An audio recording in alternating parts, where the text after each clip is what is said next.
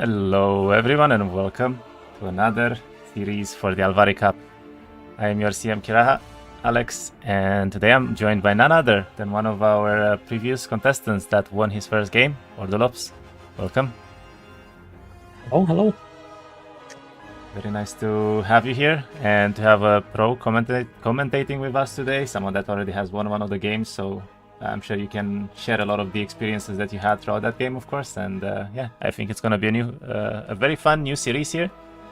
We have Ritosux versus L2plelouch, both of them being very strong opponents.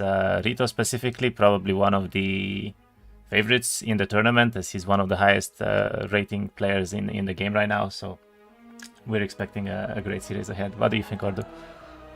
Definitely. I mean, both are really solid players. I mean, I would expect Rito to also pull out his dungeon gameplay.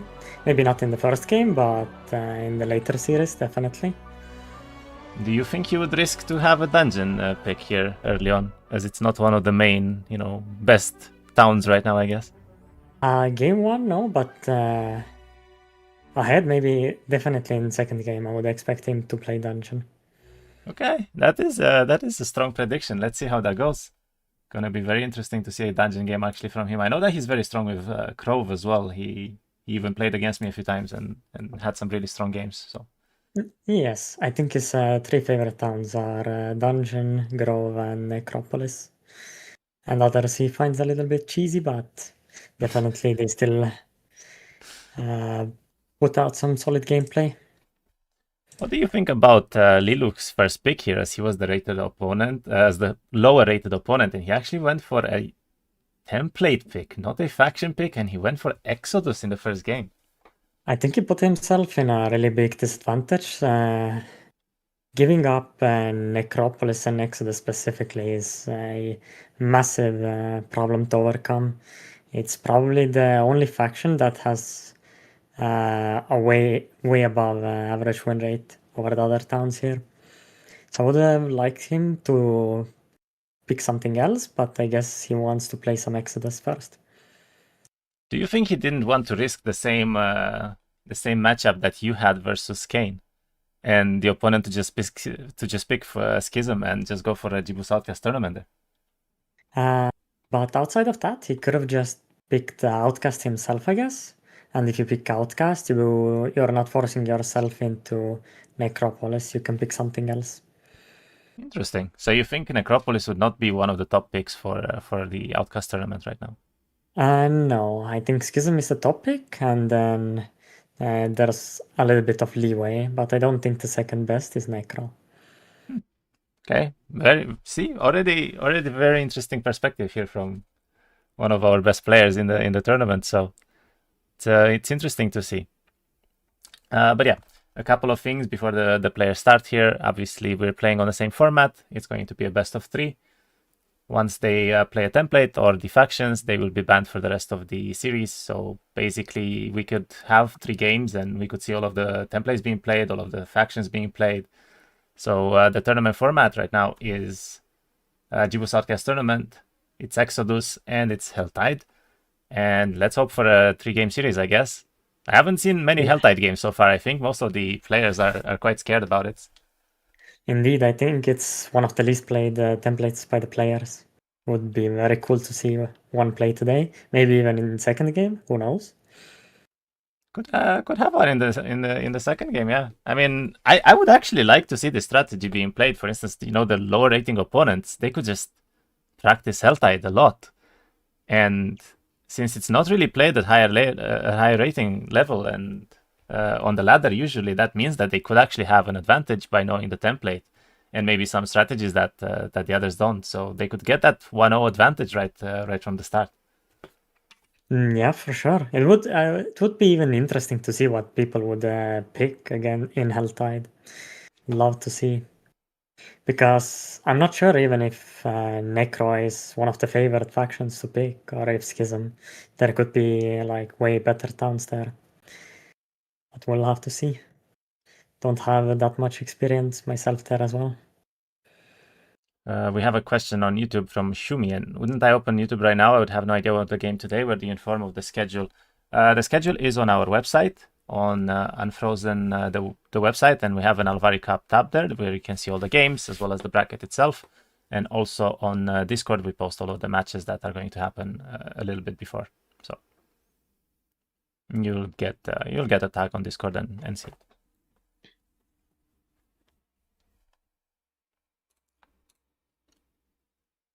All right, let me check if the opponents are close to ready. I believe Rito said that he already hosted, and looks like Liluk did not join yet. So we're still waiting a little bit for Liluk.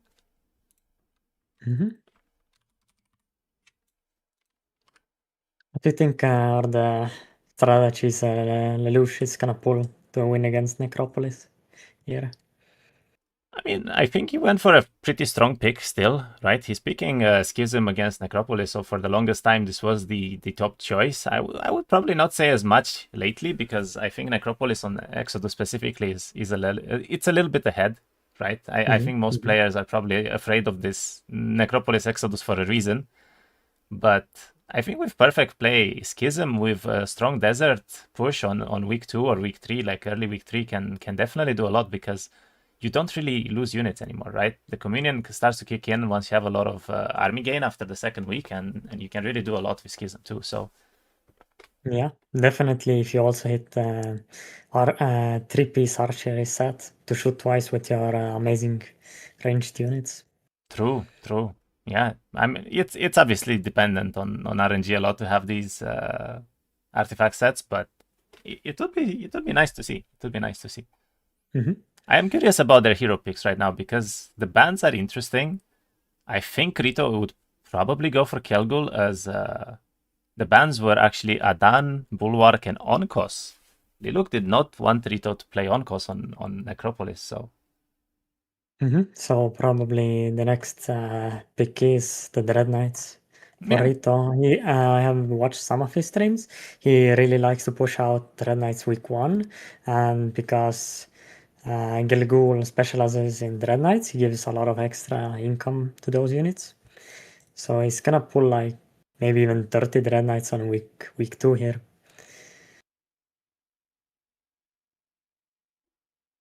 I'm trying to think now, how many Dread Knights did we see in Stygian's game? I mean, that was a crazy biome, but I think he had over 30 on 1-1 already.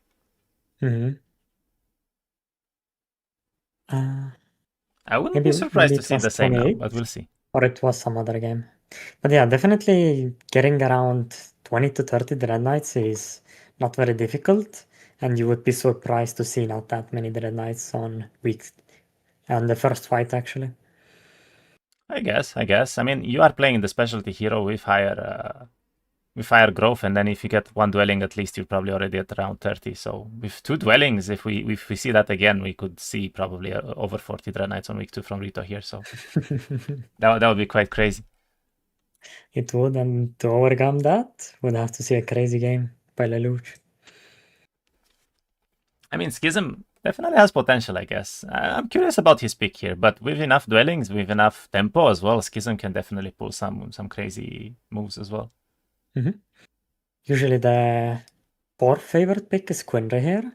Let's see if he'll pick it. It's usually picked because of the recruitment. It gives you early army, and people really like to have the relocation to be able to rally towns and farm middle treasury zone for a couple of extra turns before the second fight. I actually have a question for you, because I was a bit surprised when I saw your game versus Kane. Neither of you really pushed the desert until really late. I think it was 1-3-3 or 1-3-4 or so when you went into the middle desert there. Was that by choice, or did you just feel you were so far ahead that you wouldn't need the white 3 yet, or all of the high tier artifacts and Pandora boxes there? I mean, I did arrive at the 3 and I did even use it, but because of the recent patches, farming middle has been made a lot more difficult. So usually to save your army and timer, it's more favorable to farm other zones. Of course, if you're that strong that you can farm desert, I would suggest doing it, but it's not easy getting there. Especially if you need to get some spells like Shadow Army or Resurrection. Rewind Life, sorry. This should be countryman. Okay, I believe both players are live right now, so they should be doing their last checks for the tournament, and I will give them a ready whenever they want to start.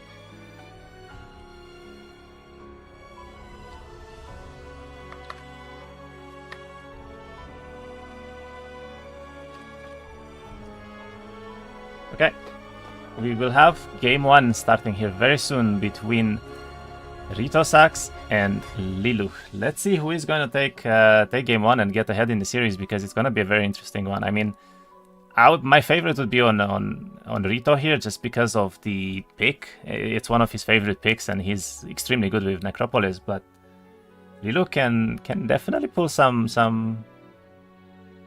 strong plays and maybe make it happen. I mean, Rito could have a bad biome in the end. It's RNG dependent as well. Yeah, let's see it. What you want to see is maybe 2 Maria's altars next to Schism starter towns, and then we'll see a very strong game already by both of the players. Do you think it would be better to have low tier dwellings, or would you rather have high tier dwellings as Schism right now? On Schism specifically, I would rather have low tier dwellings, especially the tier 1 dwellings. The tier 1 units are amazing on this faction. Would you still go for recruitment meta, as it was one of the, I guess, top picks instantly back in the day already? Yeah, I think specifically also for the relocation. You just get to farm more efficiently, while your opponent has to manually TP back into every single town. Also, when you use the tree, you can set up like some double recruitments, which you wouldn't be able to do if you were to just pick up army manually by TPing every turn. So you'd actually go for that just mainly based on relocation, basically being so strong? Yeah. Okay, it's interesting. That's definitely interesting. I mean, people are picking relocation over 2 HP, right? With these massive armies. Alright, the game is indeed starting, and we are seeing a Kelgul versus a Quinry, so both of them are very, very focused on Might army right now, and it's pretty standard for Exodus, obviously. You want to see those high spikes from the very beginning, so let's see if they can make it happen here. So Rito does have a starting box immediately. That honestly is pretty easy to do on the Dread Knights on Kelgul from day 1 even. And he sees the Marea's Altar, also a very good objective here as a Kelgul, because I think if it's high enough, they might give him a Dread Knight immediately. Yeah. But yeah, expected picks. We see Kelgul from Rito and Quinry from the Schism player. I think Quinry is a fairly solid choice. I mean, especially if you get the tier 1 dwelling, you have one of the best starts you could probably ask for, and he does indeed go for the second town. He upgrades the rush shots immediately, and we're probably going to start seeing some fights already being taken by Lilu here. Mm-hmm. Also having 85 of them, I think it's on a bit of a higher side, so should be happy with this army roll. By the way, let me know if the music is too loud. People that are watching, I can lower it a bit still, but I think it should be quite okay right now.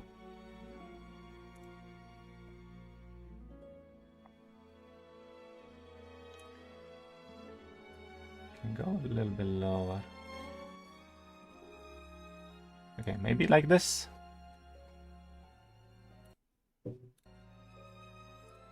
Mm-hmm.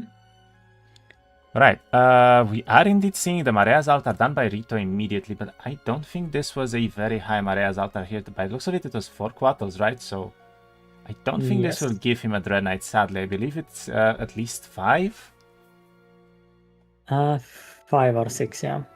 He does immediately lose the whites here, so considering he's not getting a Dread Knight... Yeah, losing whites is still very sad as Necropolis. You still want to use them for early farming. So I'm not sure if he even wants to keep this map anymore. I Based on would think the same. Yes, I feel like if you lose a little bit too much army here, it's probably better to go without the whites and just one stacks and skeletons probably. And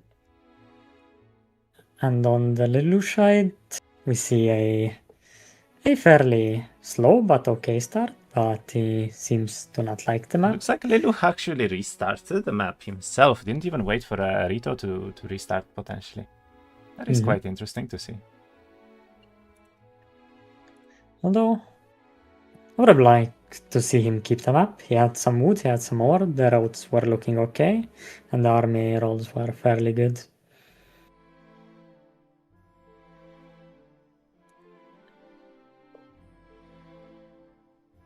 Ooh, Rito has two Maria's altars next to his towns. So it's going to be a very goldful start, while he also could get an extra Dread Knight for free, basically.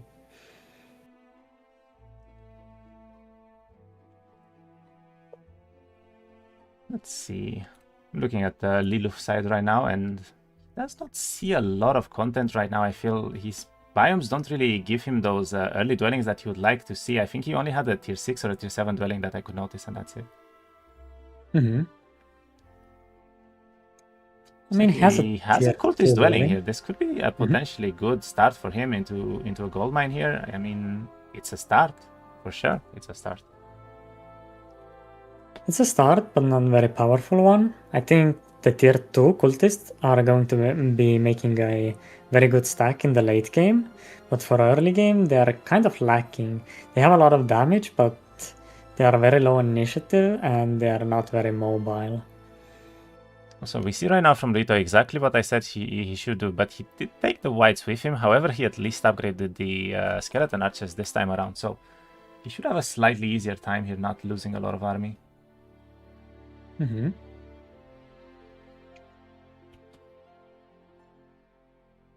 Do you think you can tank three Quattles with the Dread Knights? I think you can. Yeah, barely, wow, but very, very close, but it's working. Yeah, risky to tank it. I would have been on the edge of tanking that one. I think he probably was considering that he could take the retaliation there, but if he doesn't kill more than one of the Quattles, then his whites would probably die again, so yeah, you wouldn't be too happy to see that. But he takes a calculated risk. It works out on his favor. So he's probably going to keep the map. I think Lelouch might actually be looking towards keeping this map as well, because he went for the pile of books, which means he's already interested in that late game, but he also is now going for a gold mine, so he's not really interested in exploring as much. He just wants these early objectives that would give him late game scaling, and that's generally a play that you would make, I feel, when you already feel like the map is strong enough, so you don't really need to find the extra content there. I don't know. I think that taking early fights is very important in this template. I mean, looking for like these dwellings is awesome, but if you're skipping your first 2 turns and then you find a dwelling, it's still kind of sad, because basically you skipped a few turns just to find some dwellings, which you might even not be able to do, right? So I think taking these early fights is correct. Also taking the books, he can get a lot more XP this way. So he should be snowballing in power really fast.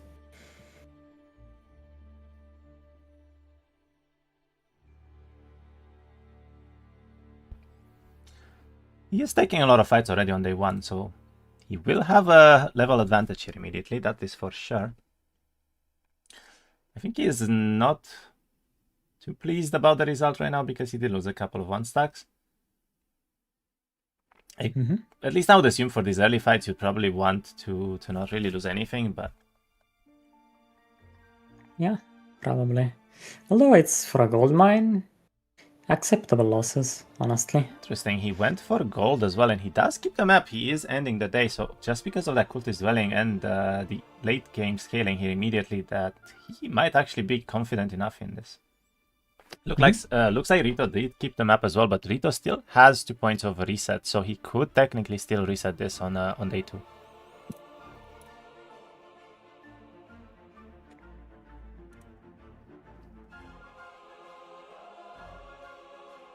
We already see an auto battle victory here immediately. Ooh, and Rito does find a white dwelling actually. That can be very, very relevant for him.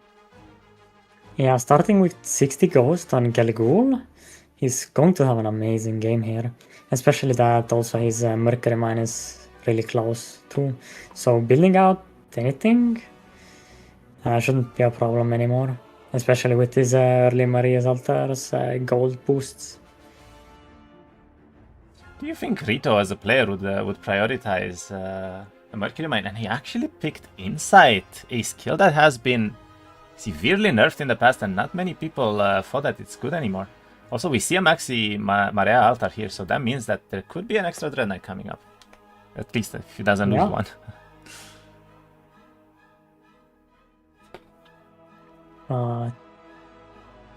It's going to be a tough fight. He might lose some ghosts instead.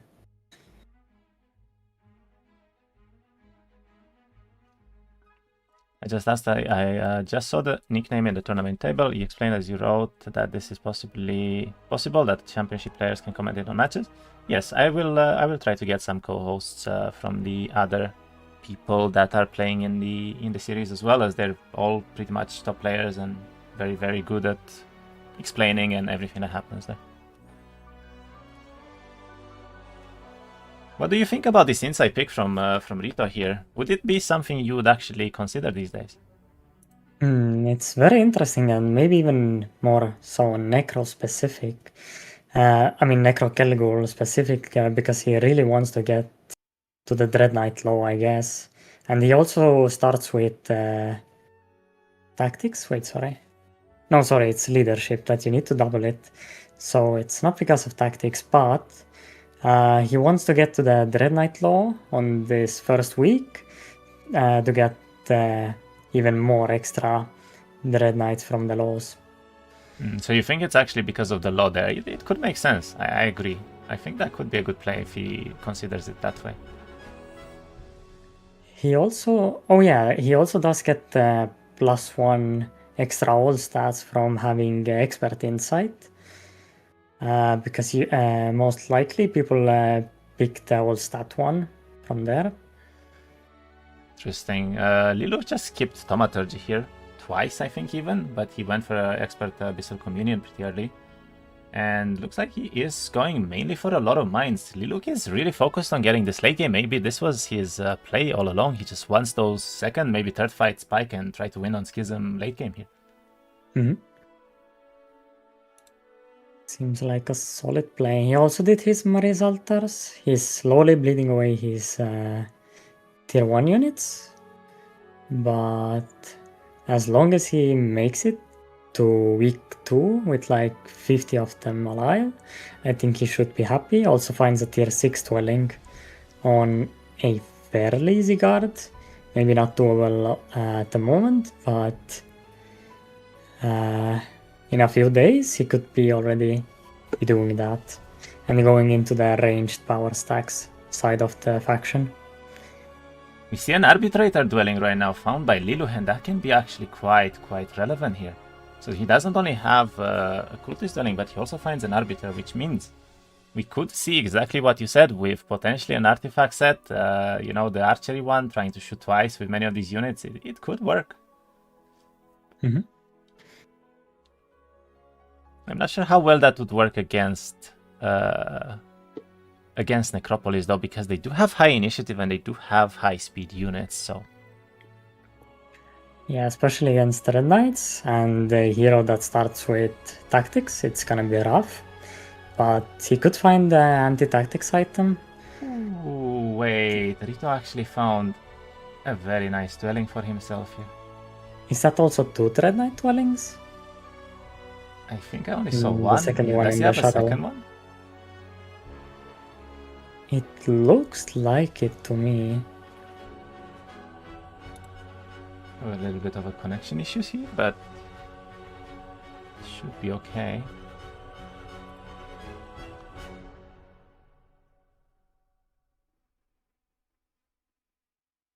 Looks like Liluc disconnected right now, and I think his stream looks offline as well. He might have crashed, I suppose.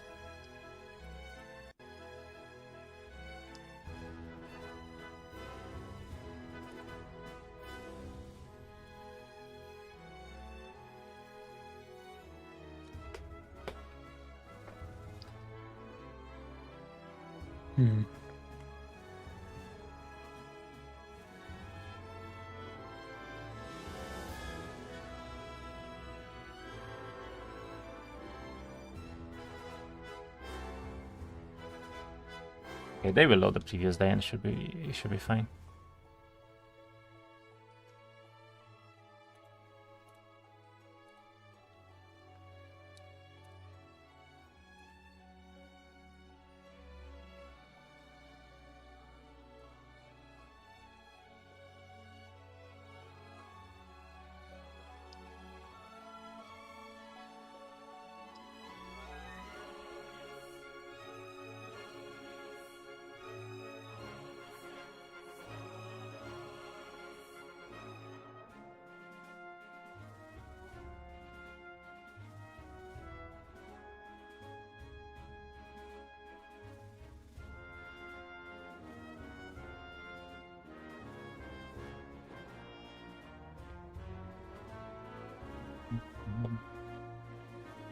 I think Liluc is still trying to figure out how to leave the game.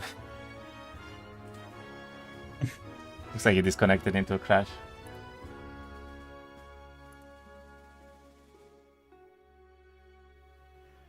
Yeah, should be an easy load. And luckily it wasn't a very long turn, so shouldn't take way too long to redo it. It should be okay.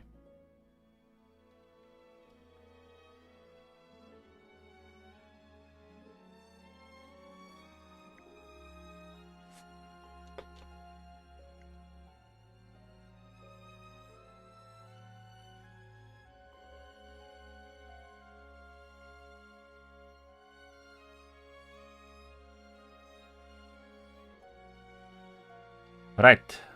Both opponents are going back into the game now. They should be starting very soon.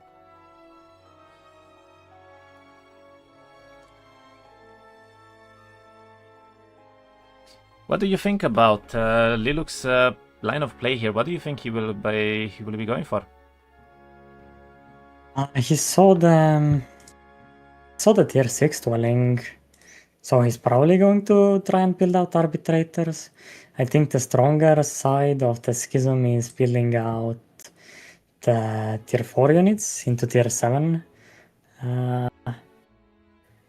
Tier 7 power stack, but I guess the ranged side of the faction has a higher power ceiling than an average power output.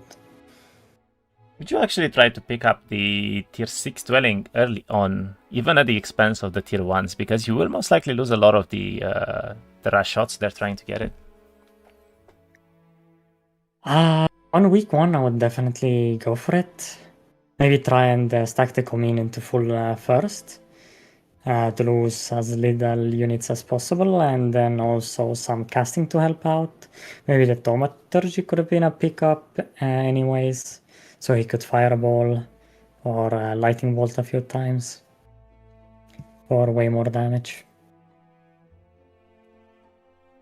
Okay, I think they are now ready to go back into the game. Let's see if they loaded properly. Hopefully they did.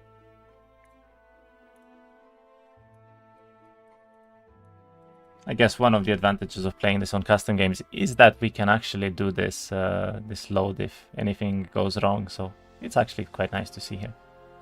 And okay, we're back into the game now with both sides being at the start of the turn, basically.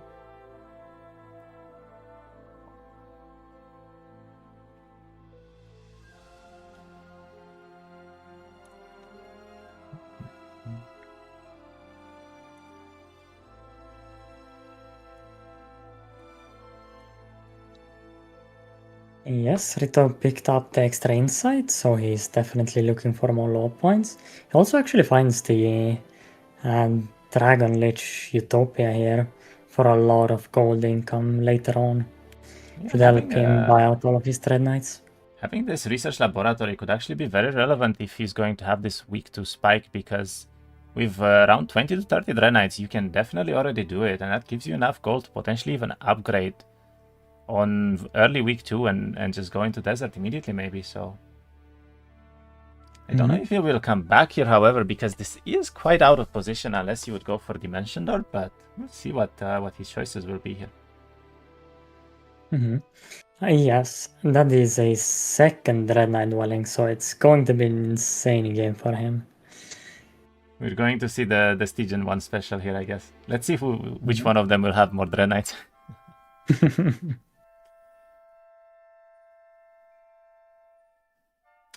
Interesting positioning. He actually wants to kite them back here.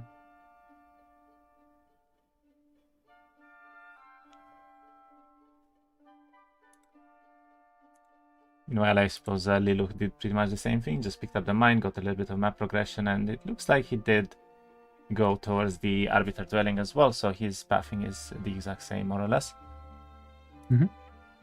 And he's looking to pick up another Soul Mile, and he's going into his third town on the next turn. Yeah, it really looks like both players right now just have a very solid late game potential, and let's see which one of them will be able to make this work, to capitalize on it. I would still favor Rito though. I mean, having one Arbiter Dwelling is good. It's still good. Like, Cultist plus Arbiter is very good for Liluch, but 2 Dread Knight Dwellings on Kelgul will be absolutely insane. Yeah, going to be very hard to beat. I don't think he's having much fun in this fight. The ghosts don't get to do much, also don't get to lifesteal against these constructs. So it's not an easy fight for his dwelling. I'm a bit surprised that he's not choosing to go for heroic strikes here, because they're actually having a lot of damage reduction, especially from physical attacks here. So the best way to kill these is with heroic strikes, but he's choosing to keep it for the resurrection, so he might simply want to take this, I guess, later fight and maybe res the Dread Knights here. I think it seems to me that he's definitely going to lose his skeletons here, though. And he does use the heroic strike, but only after, but only to farm some extra focus. He doesn't really know what to do here, because he will either lose the skeletons or he will lose some Dread Knights, and either way it is a little bit tough. He might even get split hit here on the whites and the skeletons, which could be really unfortunate for him, because then he cannot res both probably towards the end of the fight. Looks like they are going for the whites, however, and that is decently heavy losses here already. He's lost 20 whites basically instantly. And they did split, so 10 stacks connect onto the skeletons. So he's in a position where he's most likely not going to resurrect everything. I think at this point he's just kind of giving up the skeletons by the looks of it. Though I guess he could hit with the whites on the construct there, but he chooses not to. Yeah, now he's... They are going for the whites still.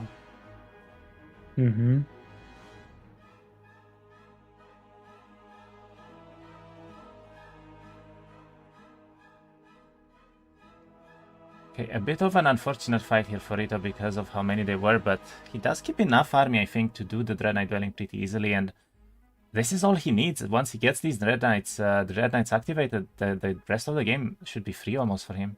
And he does indeed go for that Insight Plus on all stats that you mentioned before, and let's see it now. I think that actually gives him more stats based on tactics, right? So yeah, it doubles up with tactics. So now the Dread Knight Dwelling should be really easy, and off of the second dwelling, he can probably go. Off of his first dwelling, he can probably go for the second dwelling, because the second dwelling guard seems to be fairly easy. What do you prefer to go for as Necropolis loss? Do you think that potentially going for faction low points and faction law increase. Like from your buildings, you pick faction laws instead of astrology or gold, and then I guess get the law for them as well. Would that be a strategy you'd consider? I personally don't really like that strategy myself. I really like to go for early astrology or have a really big bank to build up almost everything. But it could be a play here. I'm not sure if Rito is gonna go through with it though. He's doing the Draenei Dwelling right now, and this could be quite relevant. If he loses everything else but the Draenites here, this will be rough for him still, because you don't want to be in a position where that happens. Also, very interestingly right now, Liluk is going for a tier 6 dwelling that he found. This is the second one that he found as well. So all of a sudden, the tides are actually equal, but Rito is still playing the hero with the specialty here. Mm-hmm. So this will not be the easiest fight for Liluk right now. He doesn't really have spells, and the whites are very quick. So he doesn't have any communion either. I don't think this can do a tier 6 dwelling actually, Ordelops. Yeah, this might not be very good for him here. He also only has a 1-turn riposte, so the spell won't do anything for him here. The whites are gonna kill the 1-stacks, take the retaliation, and hit him hard here. He is losing a lot of army for this. I don't actually think this was the correct choice. He saw that they're throwing. I mean, he knew what he was getting into, but he still chose to go for it just because he probably thinks he needs that extra tempo against Rito. And to be honest, Rito did a tier 6 dwelling at the exact same timing as he would. So. Mm-hmm. But even if he does this fight, doing the dwelling itself is gonna be very hard. I don't think he has enough for the dwelling, though. I mean, the shots are good, but without communion, he basically loses too many.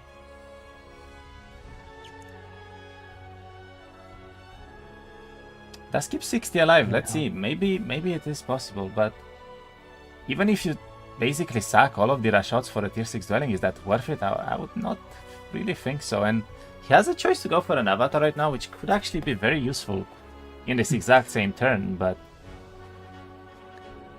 Yeah, I usually don't want to see avatar, but in this case, maybe it's the only thing that actually helps here. Beautiful battle, and he does die to it. I mean, let's see, maybe he can do this, but the arbiter should go first, even against Queenry here. Wait, no, they don't. I was wrong, actually. So he could technically go forward and try to summon an avatar, and he does that. Very, very well played here. So one of the arbiters will be able to be blocked in time. And no, the avatar is gonna go after the arbitrator, but on the second turn, he's going to be able to block. It's pronounced Lelouch. Okay, thank you. In the first turn, yeah, it's already minus 20. Tier 1s here. Gladly for him, he does have this avatar right now. I honestly don't know if this was doable without the avatar. But probably wasn't.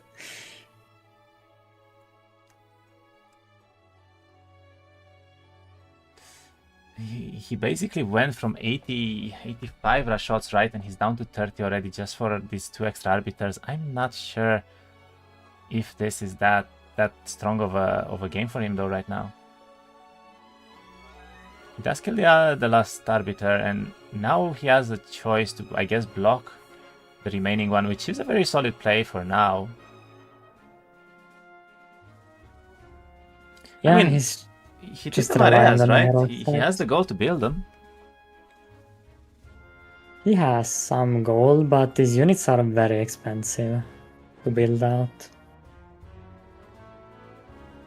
Very well done fight, however. I gotta give it to him. I expected him to lose almost all of the Rashots here and maybe do this on a second cast of an avatar, but this was very well played. The fact that he went first as well is obviously very good. He probably knew that. Which just proves, I guess, how much knowledge they have on these starting heroes even for them. So very well done and nice to see.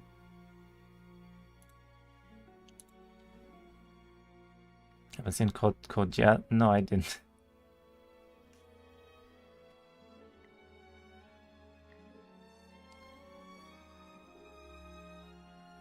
He does need a lot of resources right now in order to build the arbiters, and theoretically, if he could be able to pick up the second dwelling and at least single build, he will have a very, very strong power stack here to work with very quickly into the game, which could be what he needs in the end, but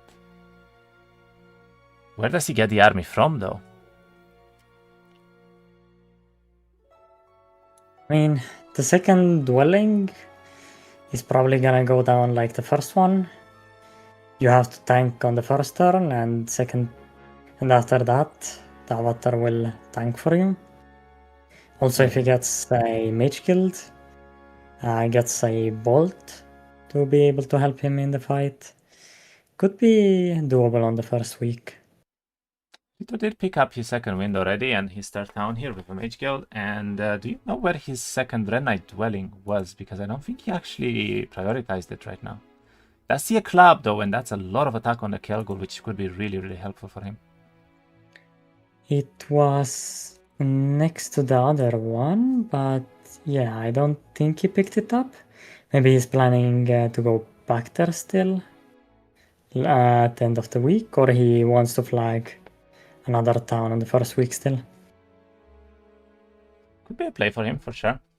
We see Liluk here doing the third town fight as well. So technically, in terms of timings, they are surprisingly close. Both of them did a tier 6 dwelling on the exact same day. Both of them picked up their third town on the exact same day so far. And I wonder if Liluk now will just pick up this army, maybe go back for one of his towns, try to build the arbiters or the concubine there, and then immediately go for this this other tier 6 dwelling. He could theoretically port away right now and try to build something in those towns.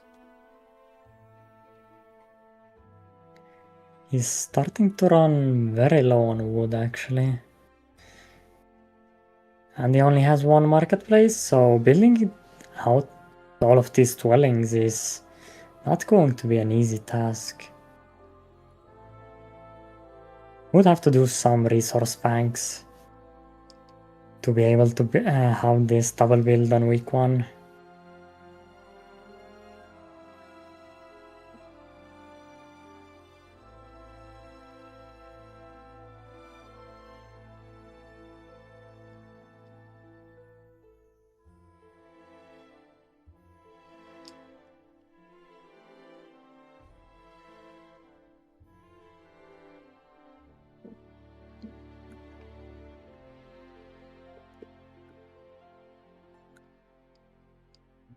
Question for Ordo, do you still pick Avatar with Lord Rufus for the extra summon subskill at expert? Only if you find early arcane magic is it good to take Avatar, I feel like. The Avatar doesn't have much combat power in itself, and taking a full subskill for a little bit of extra summoning that can be countered by basically one other hero skill from Wisdom is going to be not the best. So yeah, I wouldn't take it anymore. So you would not take this avatar later on, huh? On Rufus specifically, yeah. Interesting. For the extra resurrection from Rewind Life.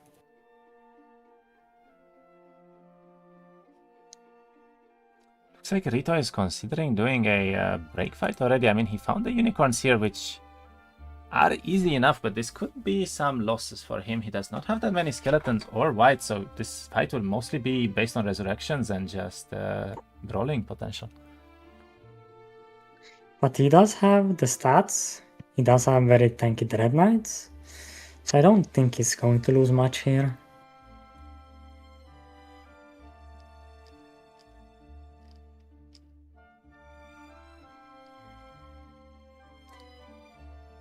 I think that might be correct. So let's watch what happens with Lilu. I mean, both of them are taking some really strong fights right now, and I don't really know which one to watch more, but Lilu, he's going for his second dwelling. without a lot of army here, and he's basically just going to try to do this mostly on the Avatar and just 2 Arbiters at this point. Mm-hmm.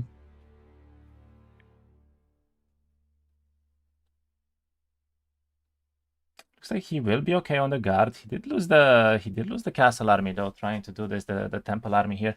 He does resurrect some of the rush shots, which is a very nice play from him coming up, and now we are basically going to see the second dwelling being picked up by him.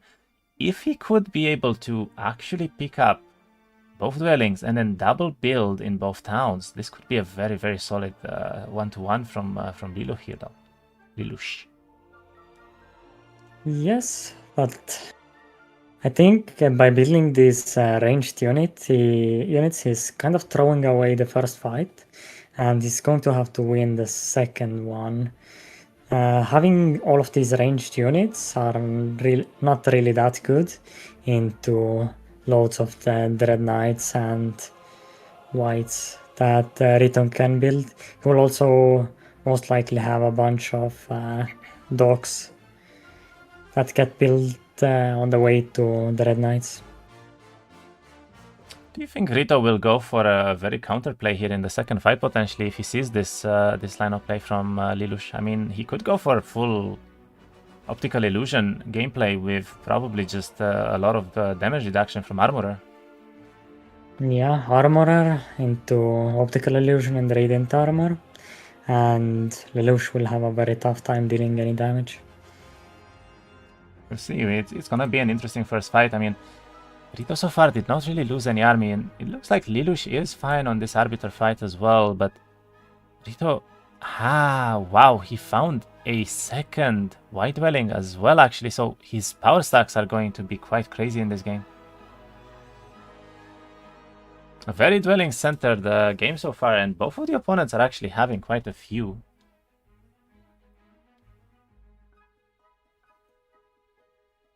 Interesting to see Rito not collect all these skeletons though. Would have liked him to try and... He has the Dread Knight low already, by the way. Yeah, so the Dread Knights will pack a big punch in damage. And very interesting, by the way, he turned on Kennel Masters from Necromancy here instead of other units, so he might actually choose to go for a Kennel Master power stack, not just the Whites and the Dread Knights here, which personally I'm a huge fan of because I've always said that the Kennel Masters are some of the strongest units that Necropolis has. Yeah, they are really strong, especially after now the buffs where they summon extra units from their ability. So yeah. Necro has a lot of these focused, hard focus type units that can do a lot. All of these liches, the Kennel Masters, even the Vamps have actually really strong abilities. So he is going to have to find a way how to generate some focus here if he wants to use all of these units fully.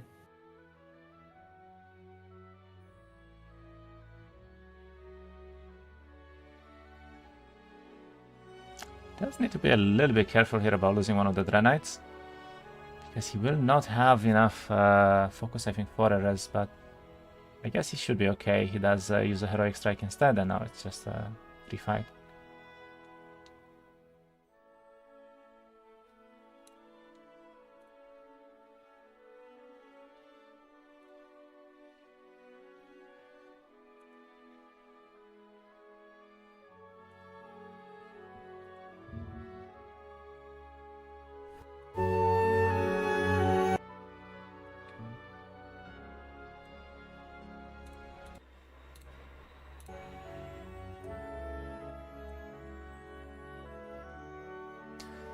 Let's see it. Very close game right now, and they are both getting very close to this final fight. We only have 2 days left, so it's gonna come down to will Lelouch here be able to double build the Arbiters, and it does look like he's trying to gain as many gold objectives now as possible, probably for exactly that reason, but his army is not looking that strong, Ordlops. I mean, 4 Arbiters, they're good, but he has nothing left. He only has the Avatar, basically. Yeah, you will have, on the start of next week, you will have 4 extra arbitrators by the default income. Oh, did he actually lose one arbitrator to that poison damage from cultist? But he will have 4 extra arbitrators by just building the towns. And then because he has 2 dwellings, he's gonna have a lot of arbitrators for the fight, but the Does lose arbitrators one indeed. themselves are not very comparable to the Red Knights. It's also the problem that the arbitrators, they're not on the hero specialist here, and that's going to make a massive difference having that extra HP, extra stats, and also very relevant. It is the extra units that you gain, so. Yeah. Let's see what Lelouch does choose to do. He does go back to a town. Looks like he's not going to be able to double build the arbitrators. At least one of the towns only has the chains in them, so I believe this is already day 7, right? No, this is... Or is this day sorry? 6 still? Oh no, Day it's day 6. 6. Okay, so he might have a chance. He might actually still have a chance. So yeah, he double built the chains, so now he just has to build out the arbitrators, which is not going to be easy. He does have the law still, so he maybe it's possible. This is going to be really tough though. Really, really tough for him.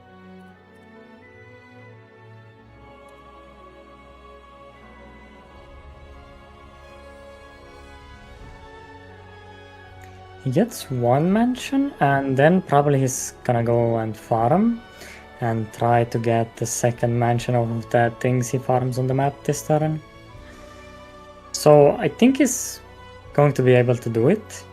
Also, he's going to add the cultist into his dwelling pile. So he will have a really good 3rd fight, but his first 2 fights will be very hard for him. There's also another thing that I haven't really discussed yet, but Rito already broke towards the next zone. Lelouch so far is kind of stuck a little bit in his biome right now, not really having a lot of army to go for, and he's going for this cultist dwelling, which means he will have a little bit of extra units to work with, but this is still looking rather tough for him to actually find the continuation from here right now. He basically needs to wait for this new week and try to put the army together, but that pushes him back probably like 3 or 4 days. Rito does not seem to be going for another Necro Town with the break that he did, but he's going to flag his 2nd Red Knight dwelling on the last turn. I guess that's why he came back, right? He probably didn't think that he could reach the town and grab this dwelling, so he prioritizes the dwelling instead right now. Mm-hmm. Not the easiest fight because these rocks are quite difficult to deal with against the Red Knights here.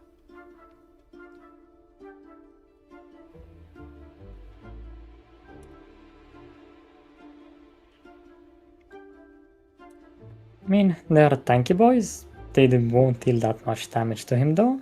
And he will have a resurrection, even if he loses the Red Knight, to get him back. Maybe he will lose some skeletons here, I would have to guess. I mean, he does have a resurrection available, so I don't think he will lose anything, but he needs to do this carefully.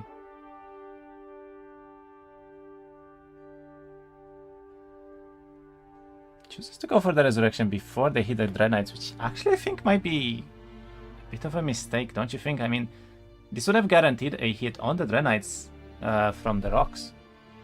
And now instead he's going to get hit on the skeletons twice, so... Yeah, it might have been for the fact that he wants to farm as much of the extra focus as he can, because by the rocks hitting him, he's already generating new focus, right? So he's going to try and resurrect the skeletons as well, and he's going to be able to do it. So I like that he took that he resurrected when he did. Right, sorry, I was still on Lelouch's side here. And he does also go for the relocation, of course, and picks up Battlecraft, which is a really strong might skill here for him. I got some messages that your camera, your head is getting under and under the camera more. Wait, maybe I can... Yeah, just adjust a little bit maybe so that your head would be above the name, basically. Maybe like this is better? Still not the best. I think it's better, at least a little bit. Okay. Alright, so Rito is going now for the second Red Knight Dwelling, and that is extremely relevant for him. If he does this properly, and he did, I think, double build as well, because he did have a lot of gold, so this is going to be absolutely huge for him. Also, right now he's trying to figure out a way in order to resurrect here, but I'm not sure if that's going to be possible without getting hit again, and then that means the resurrection might not... I mean, he will lose some whites instead. That's reasonable, I guess. Yeah, losing some whites is okay. 2 whites for basically a dwelling fight is really good. Skips out on diplomacy. Picking up diplomacy normal, but... would be very interesting in this game actually, but I guess because he already picked one of these more greedy skills on insight, then he has to skip it. Okay, so we see the double Dread Knights with the double loss coming from Rito, and that is absolutely amazing for him here. He does even stay and picks up the new Dread Knights weak, and let's see what Lilo can muster, because he needs something big here.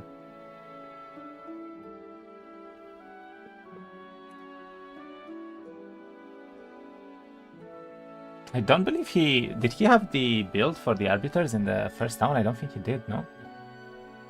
I think he managed to double build here. I think he did, but he's trying to farm outside without picking his 1-to-1 army. So these fights are still going to be bleedful. Not what you want to see at the start of 1-to-1. Well, he doesn't really have anything to go for, so it's rather rough, but this tower is not looking great for him right now. He doesn't do any damage to him. Yeah, these dragons take almost as much as melee damage from ranged units as they do from them shooting, even with the added penalty. So you really want to melee them down, not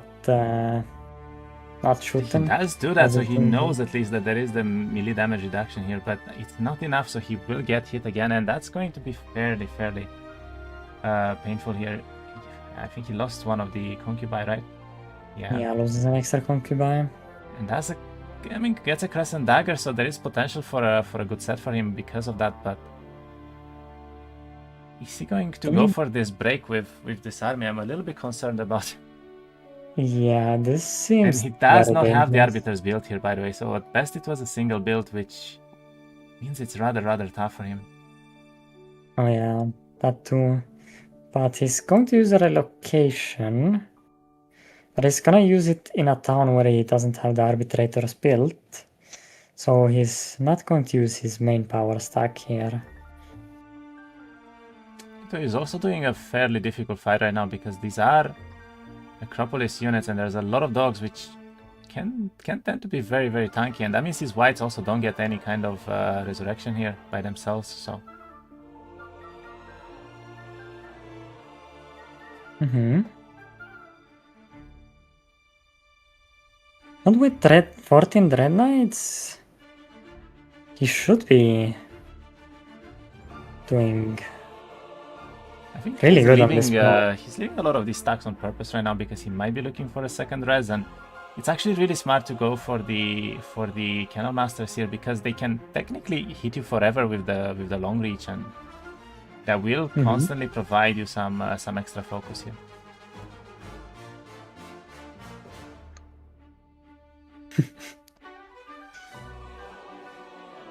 using the hail ability.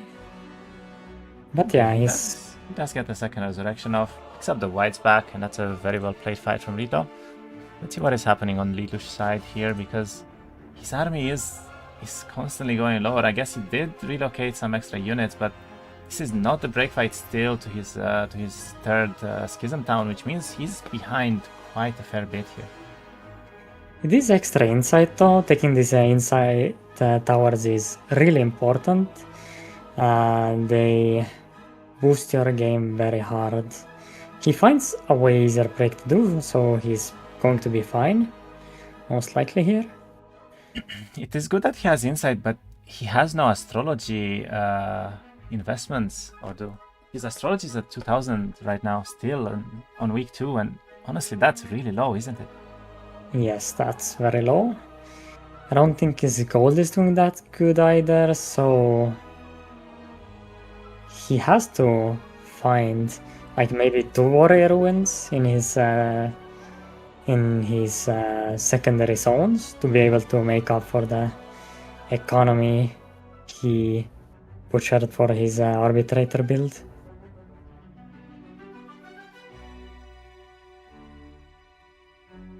I would have liked this game for Lelouch a lot more if he managed to do this double build for arbitrators, but the fact that he didn't get it in time is gonna be really tough for him right now to find a way out of this, because Rito did, and he has the advantage of this Kelgul still, so technically Rito would have this first fight most likely as a win every time, so you'd won the second one, but don't really see the scaling there for Lelouch for the second fight either, even with Schism Communion here.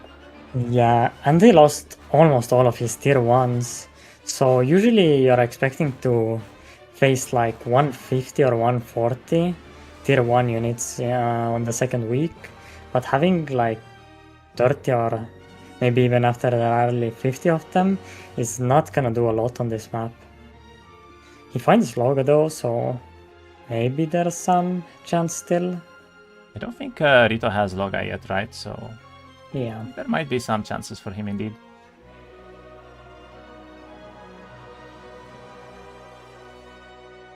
I do believe that this first fight is most likely going to be in Rito's favor. Oh, look at those Dreadnights. He has 12 extra Dreadnights to pick here. It's crazy high numbers, actually. And he did go for recruitment as well, which means we're going to see relocation being used here, and 26 Dreadnights right now on the side of Rito on 1-1, actually. That is very, very nice. Yes, relocation is that strong that people are even picking it on a faction like Necropolis that has really weak base units. That you would think you won't get much from having a little bit of extra income of these skeletons, ghosts, and dogs. But because of the relocation, it gives you so much extra time and flexibility in these later turns.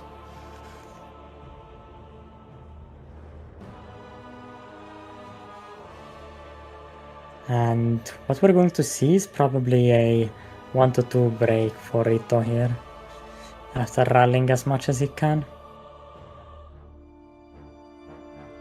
He could have technically chosen to go for his second, third town on the south side, because he already broke towards it. But it's actually surprising that he's going for this town right now. I believe he already picked it up with relocation, so there was realistically no reason to come here other than maybe finding another dwelling that is hidden. No, I think he picked it up on the last turn. He still has a relocation to be used on this turn, so we're going to see like 12 extra Dreadnights, I think, after this. He wanted to take these guaranteed gold banks to be able to buy out all of his army here. So he still has 12 Dreadnights, you mean, in one of the towns? So he's going to move out, farm gold, and relocate at the end of the turn once he has enough to buy out everything. Okay. Yeah, that's a very understandable game plan there for him.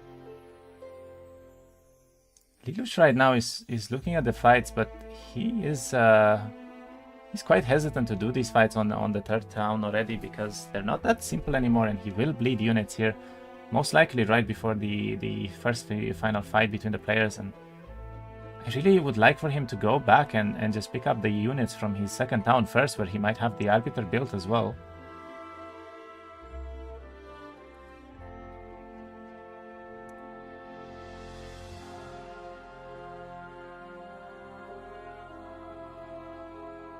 But look at these power stacks from Rito. Not only he has 26 Dread Knights, but he is at 105 whites right now, and that is crazy, crazy numbers already.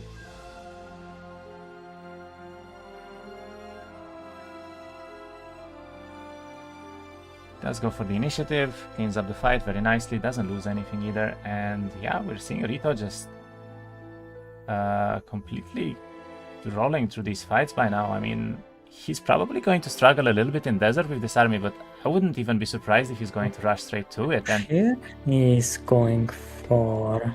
He finds a dark hatchet here as well, which is actually very relevant. To buy out the rest of his army as well.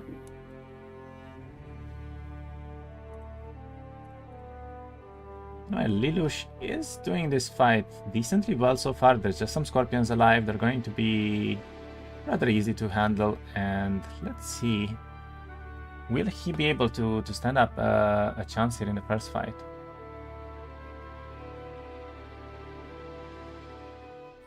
Bro, he's giving up fully up on fight 1 at this point? Yes. I feel like Lelouch is going to give up fight 1 as the schism. It's usually really hard to win the first fight anyways on this faction, so you are expecting to win the second and third fight here. Okay, let's see. He does town portal back. He will be picking up the arbiters here, and he does have the build in this town at least. We are seeing the upgrade coming in for the rush shots, which he kept alive in the last fight, and it's a decent army, but do you think it's gonna be enough versus 26 Dread Knights? I honestly don't really see it. I think Rito is just very, very far ahead right now in terms of army at least.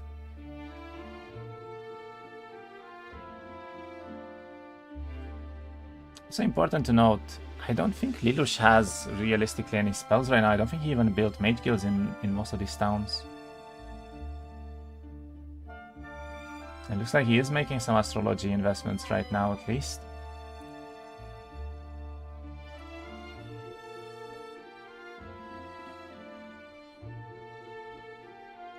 Wow, Rito picked up 12 more upgraded Dread Knights, or he upgraded the Dread Knights for the first final fight even.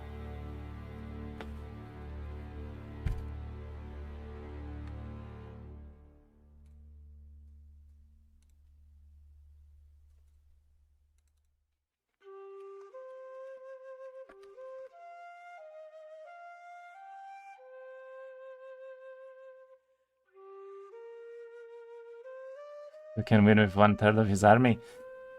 It kinda looks as if, but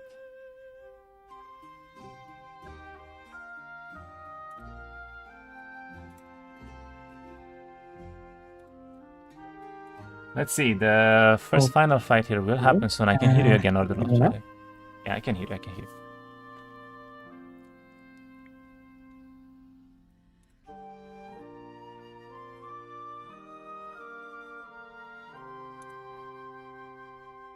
Alright, the first final fight is now happening.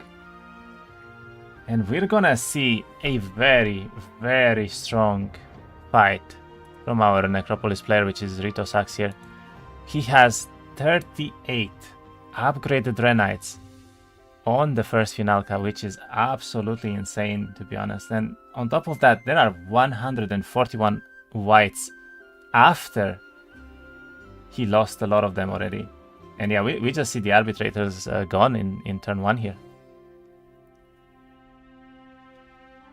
Can you talk, Ortolops? I don't think you can now. Is it better now? Yeah, now I can hear you. Now I can okay, hear you. Good. I'm not sure what happened, so technical difficulties. Alright, Rito takes fight number 1 very decisively. I mean, there was basically no chance here for Lelouch, honestly, and look at this army. Yeah, 38 Dread Knights, 60 dogs. It's massive, very hard to deal with almost any faction. It's not even the dogs. He has 140 whites on top of that. I mean, he found a control scroll, a mythic scroll here, which could be absolutely insane for him if he gets fly or dimension door immediately. Yeah. Probably the best would be here the fly scroll. I mean, the dimension door, the 1xTD is going to be nice, very powerful, but if you get fly, then you can also start investing into your double dimension door. Would you rather go for a early flight here, or would you rather go for a dimension door after the second win? Most usually we go for Shadow Flight here, because Shadow Flight gives you easy access to farming the sand zone, and also if you max it out, it gives you a lot of extra movement points to work with.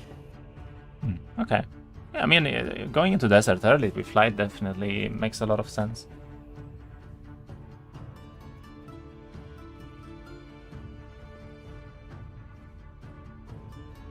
Looks like Lelouch is doing some pretty hard fights by himself at this point. I mean, he has most of the army picked up. He has a lot of shooters now, so it is looking quite a bit better. Mm-hmm.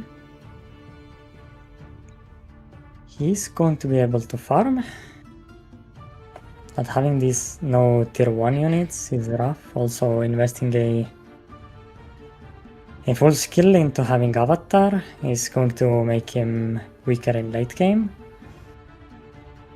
There is no more respec on Exodus anymore, right? So yeah, what you pick is basically staying with you. I mean, Rito technically has a dead skill as well with Insight, and it's not going to be as relevant if this ever goes to the third fight, but I do think that the Avatar pick is probably worse, because that Insight still gets you low points, it still gets you to the higher tier levels of those laws as well very early on, and it's usually just better than the Avatar in the final fights where you don't really want to use this Avatar anymore. So yeah, the Insight will still be useful in the second fight too, right?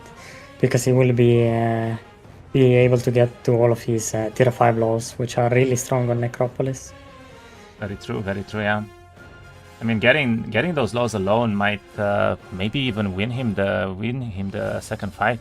Just because he's on terrain, he has the extra speed. I think he's +2 speed for all of your units, so almost everything can connect immediately to the other side. And Rito does find a control scroll, and he also finds a Scales of War with an Altar of Insight there, which is that's kind of insane, isn't it?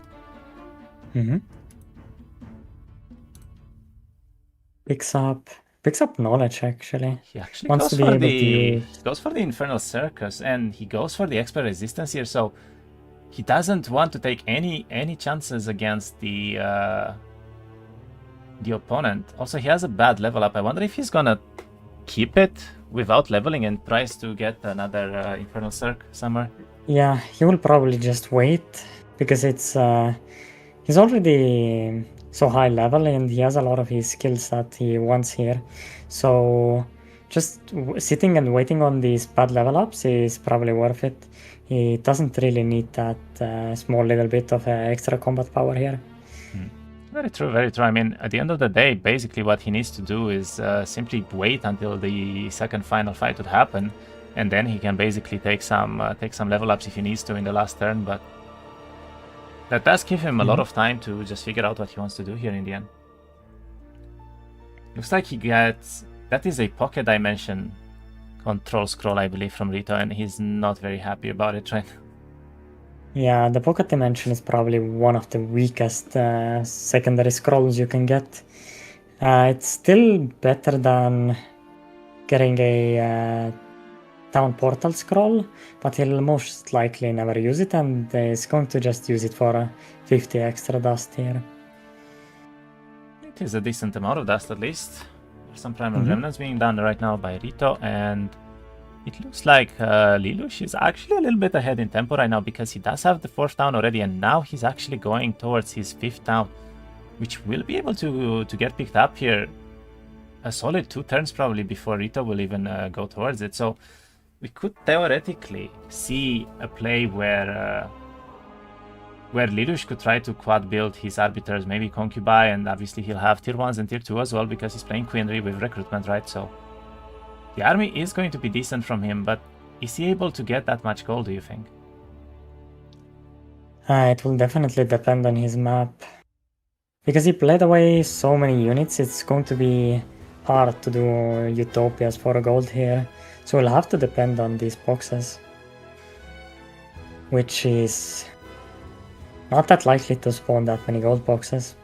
He did get the 20,000 gold box in this last turn, so that alone is gonna push him to probably double or triple build, but I think he needs to maybe go into this desert early, and I would say that the white 3 here is a guarantee pickup for him. If he doesn't do that early on, I don't really see a way for him to catch up in army.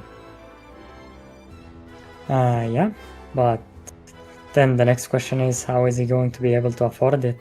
Or is he even strong enough to farm this center zone? Because the army he has at the moment is not going to carry it. I mean, with Max Communion and maybe one of the towns here being built towards Concubine and arbitrators, it could be enough. I mean, he can also try to go for recruitment and to pick up the arbitrator dwellings on the way, so...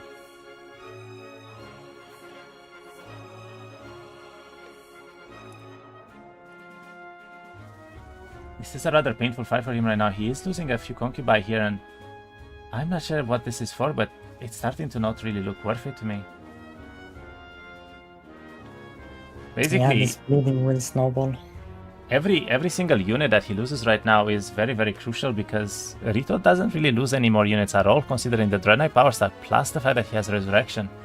And he constantly necromancies up more units for himself, right? So while this Quinry is losing units in the fights, Rito is able to farm extra units. Exactly. He gets +4 knowledge here for losing a few concubine and some XP. He gets a good level up though, so maybe at the end of the day this was worth it, but even then... definitely think that his skill tree right now is better than Rito's, I would say, but the army is just going to be so much in favor for Rito, and I don't know if he's gonna be able to do this, but he has all 5 towns. It's still very early on into the game. It's what, like 1 to 4 I think right now, so if he can make this happen into desert and maybe finds enough there, this could still be good enough.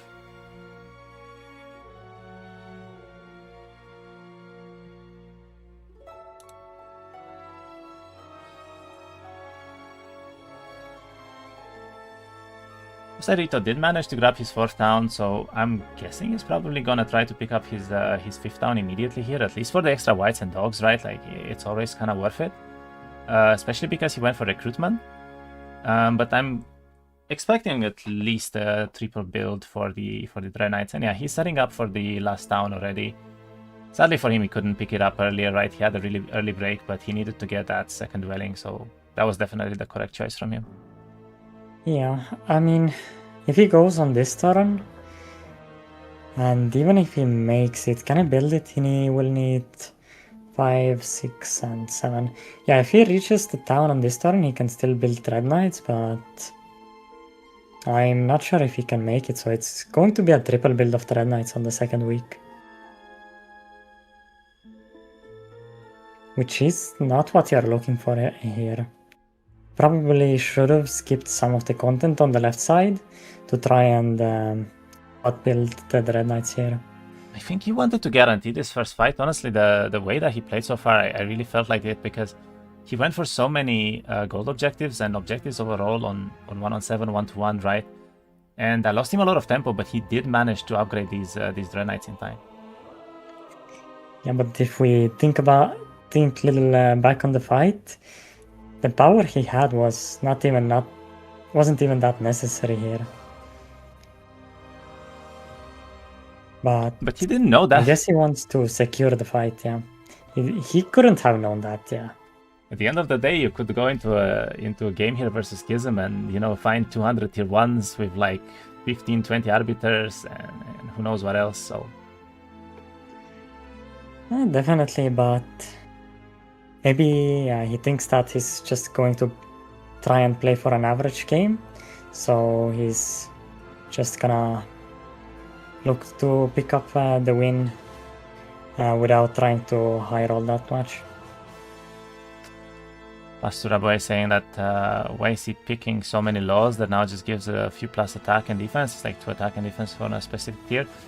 The reason is every single attack and defense point is going to be very relevant in the game because they might be the difference between you killing a stack and not. They might be the difference between you losing one of the units and not. So even if they seem low right now, they're still very relevant because they are preserving units and you simply have a much higher fighting power. So yeah, in early game, don't underestimate the stats that you're getting for free. also, you gotta remember, going, this is still week 2. This isn't even late game. This is still week 2. We haven't even gotten close to the second fight yet, so. There is still a week to be played over here before the next fight. Exactly.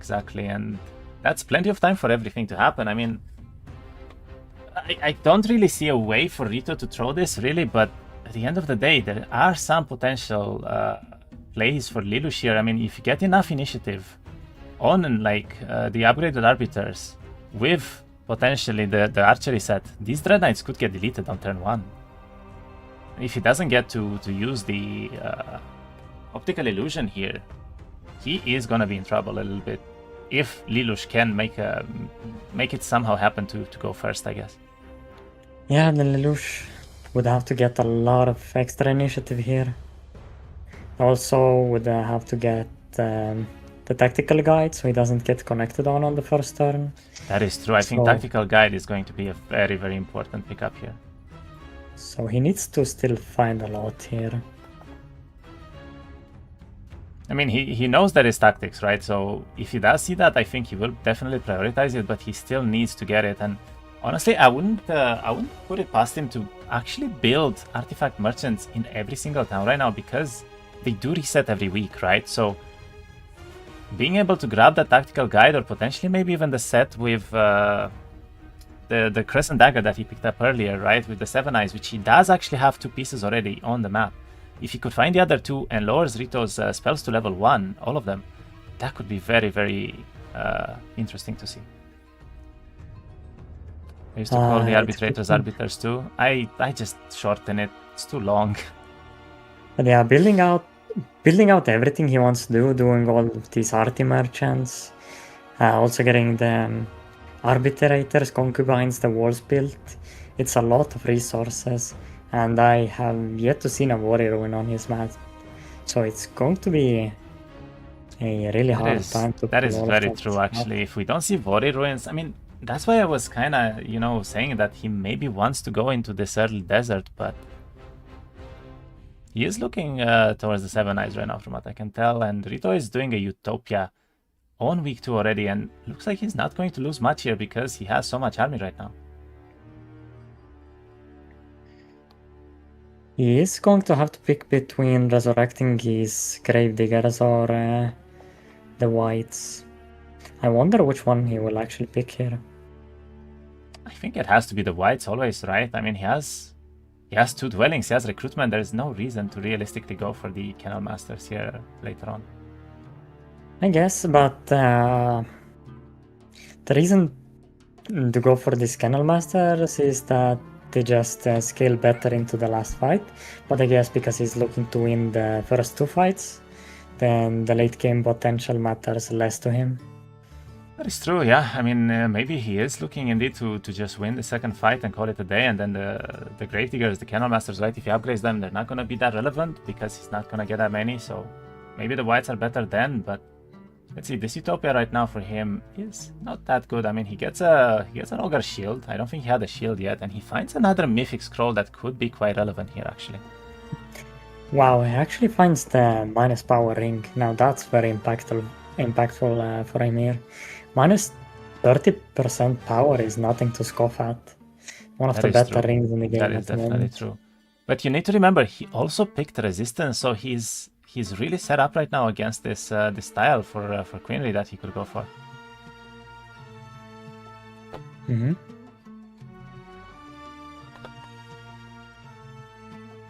What's the benefit in Rito's situation to choose the Dread Knight upgrade over the other one? I think the Dread Knight upgrade that Rito chose is having more initiative. I remember, so he probably wanted it just for this final fight to go first.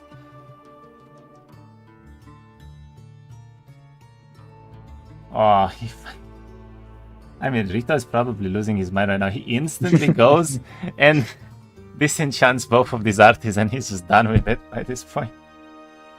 I mean, it is 100 dust. He can upgrade basically 2 artifacts here.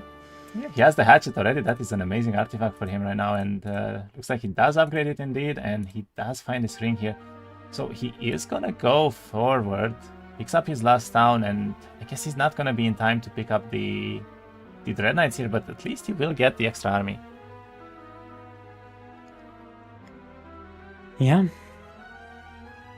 While Lucy is building out his concubine even in the last town that he flagged. Still has 16,000 gold. He's going for the quad build. Looks like he is picking up the 7 eyes. Do you think that he is gonna go for the artifact set? I think he is. This set, what does this set even give? It's the level 1 spells for the opponent, I think, all of them. No, it's the other one. Isn't this the one that gives... Or it could be the one with infinite turns, but I'm infinite not sure. duration, I think. So it makes his all spells have 10 extra duration, I think. Could be relevant though. I mean, he's playing on a thaumaturgy, right? He's playing on a caster, so having spells forever is still very relevant. But I'm looking at the stat difference right now, and honestly, it's already looking really, really in favor of Rito in terms of might, though. Yeah, definitely. Also, reducing the power of a Schism player, he won't get to cheat that many stats from his laws either. True as well, yeah. So he's doing this fight rather easily. Meanwhile, Rito is going for a second Dragon Utopia, almost back-to-back here in 2 turns, and he's not really losing much, to be honest, so why not? These are also minis, not that rewarding, but very good gold. Very easy to do. Doing a maxi here would be very painful, actually. He does have Energize, so I wonder, I mean, if the dragons would suicide into your units, maybe, but you might get 2 reses off here, and in that case, I think you would just lose some whites in the end, to be honest.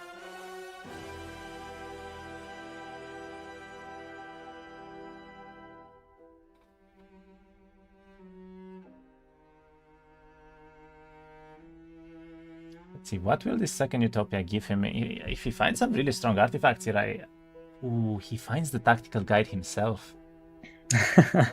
That means that the Schism player won't be able to block himself in. Exactly, so and the that is Dreadknights actually are going to connect on the first turn. relevant. Ooh, that is actually so relevant. Wait, he's selling it? No, he's not selling. Ooh. He almost did. He looked at it for a solid moment there.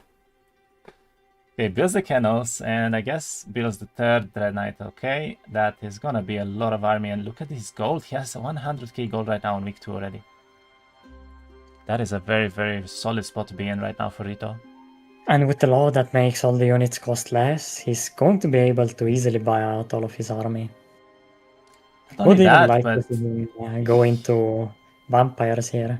He can also, yeah, I was about to say, not only that, but he can also maybe quad build the grave diggers and potentially even go for liches or vampires later on. I mean, he has the potential to not push for this white tree on week 3, right? His opponent has to, but he doesn't. So we could see a full white tree on late week 3 here. He will have 100 plus DKs for fight 2. It's only 3 towns. I think it's gonna be about 70. I don't think it's 100, but it's still a very, very solid number for fight 2. Unless he white trees, which he can reach that. With white tree, he can definitely get to around 100 Dread Knights here for the second fight. Lush does have a very nice skill tree. I mean, he has expert offense. He's going towards expert armorer right now. He does have logistics. He does have thaumaturgy as well. So if he could somehow find the second fight win, honestly, he would have a very solid spot here. And so he's going for a monastery right now. It's going to be a bit of a painful fight, but it does work out for him. Yeah. He's just missing one skill at this point that I think he's looking for, and that is Battlecraft. Would you go for Battlecraft or for Battle Magic here as a caster? I think Battlecraft, because it has the soft skill for minus 10% melee damage from enemy units. That's going to be very impactful in this fight. Especially that for the second fight you won't even be able to get that much power. So Battle Magic won't do that much here. And thirdly, you also have the extra focus generation on the Battlecraft. True. I mean, you kind of want focus on Schism units, especially with the Arbitrators here, and the Concubine being very strong casters, so... Let's see, this is not the easiest fight here. He could do here, if he also finds extra initiative, is to go into the tier 7 units and try to make the Dread Knights skip their turn on the first turn with the ability. There could be something, yeah, and by the way, we see Rito right now into the desert already, and he is just kind of rolling through any fight without any issues at this point anymore, so... We could really see a push for the White Tree from Rito, and I think he will go for that. I don't think he wants to give his opponent any chances here, to be honest. The portal itself is not in the bad position, not in a good position, I mean. It's fairly far away from his 5th town, so he's gonna have to walk down on back on this road to get to his last desert zone. I don't really think that's going to be a big problem for him, though. I mean, he does have a lot of moves available now. He did pick up all of his towns, and he did farm out a big amount of this these like side biomes that he has already. So theoretically, all he needs to do right now is just push this desert, and he can probably even stay there until the final fight because he has recruitment. So he does have relocation in the end.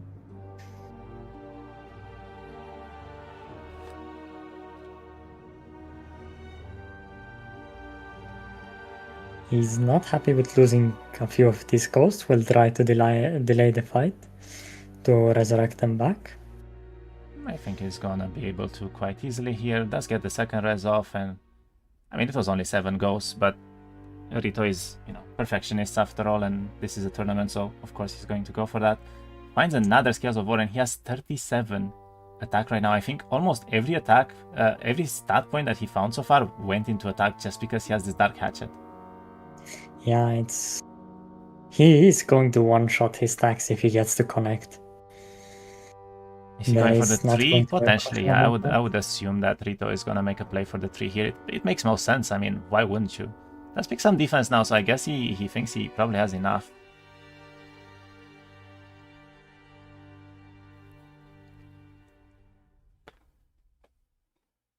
He still looks very healthy in terms of resources. I mean, 80,000 gold, he has good wood, he's going to grab the last town now, so he's going to have perfect marketplaces as well, so... 127. That means there's 4 more days until the battle. I mean, his portal is in a bad spot. Would he go back for that? Maybe he would go back for that from his other town there, but let's see. Lelouch is still pushing towards desert, and he does make it to the desert at the same timing that Rito does, more or less. So we are gonna see them picking up the desert town probably in the same turn at least, which is good for Lelouch right now. That's for sure. And let's see if Lelouch can make this happen. I mean, he still has the potential to maybe quad build here.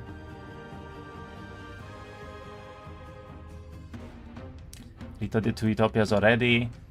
That is true, yeah. I mean, Lelouch is definitely a little bit behind in terms of artifacts and definitely gold as well. I mean, he's at 16k gold right now. He's gonna struggle to pick up his units, that's for sure. Yeah, the biggest problem for him is the gold.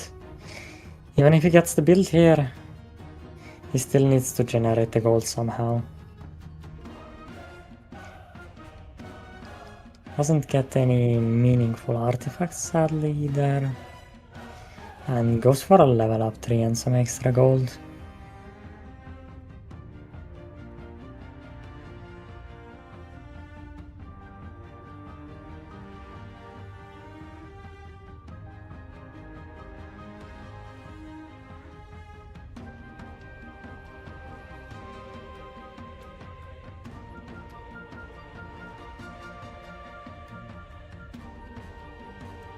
Would you split the TK into 2 stacks to avoid various debuffs or the tier 7 Schism lock?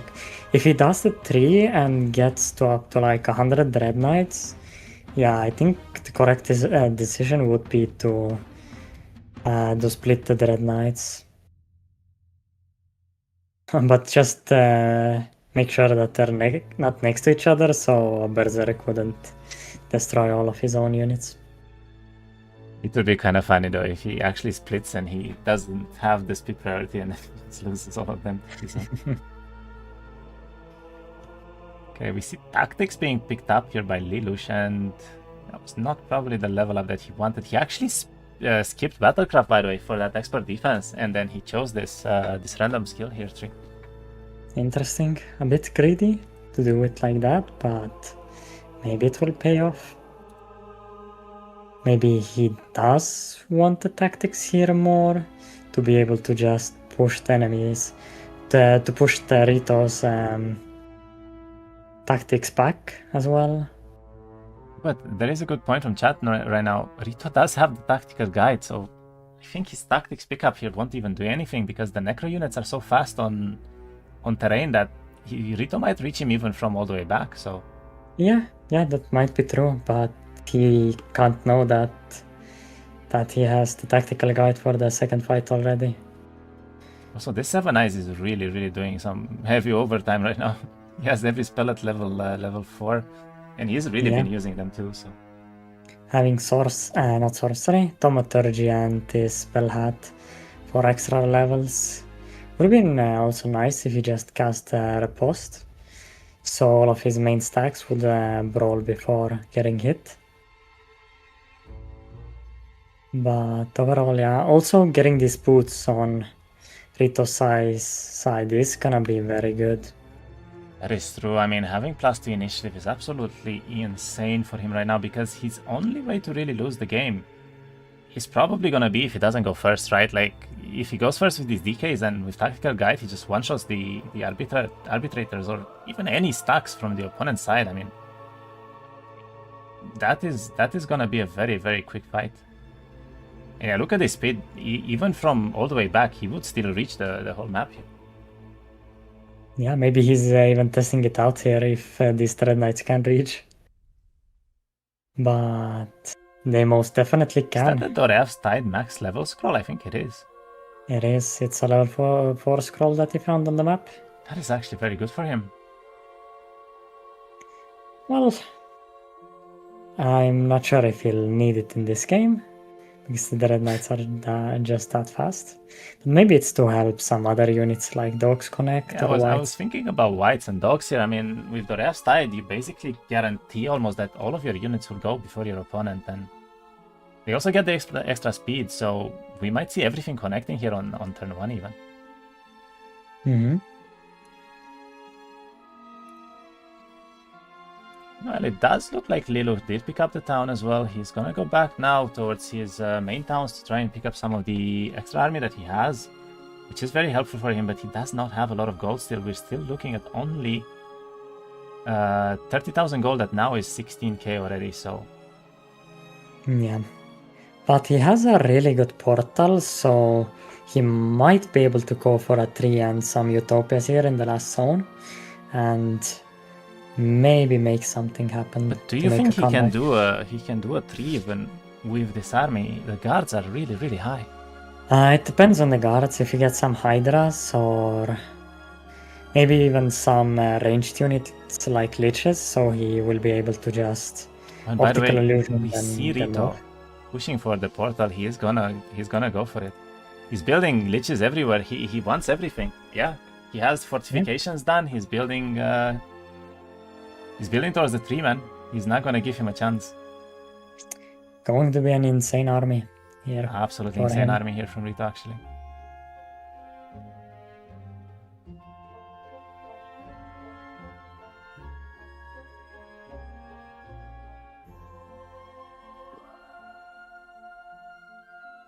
Let's see, this is gonna be very important. I mean, he does have a bit of an annoying guard with the arbitrators on the portal here, but I don't think that's gonna really be a problem for him, and if he can find this tree right away, this is gonna be crazy. The army here is going to be crazy, especially because he can actually pick up every single unit probably, just because he has this this recruitment right now. Yeah. And he will be able to just reach with the ghost on the first turn, so this fight will be really easy. We'll be able to just bump some ghosts and then just tank the rest of the damage. Yeah, exactly. And he's looking for a res right now, doesn't even need it, and just finishes this fight for free. And I think he actually resed a few Dread Knights, right? He got one Dread Knight there as well for that, so very good for him. Looks like he does not see the tree right away. He does see Utopia, however, but he does need to find this tree immediately. I would have liked him to carry around one extra unupgraded Dread Knight, so he would spend less of his necromancy on resurrecting these threats. That would be a good plan, actually. Yeah, that would be a very good solid idea. He's going to go down right now, trying to find this tree. He does not see it yet. It is usually very close to the portal, but will he? It's like a square away. He has 2 turns, so he should be able to find it in time.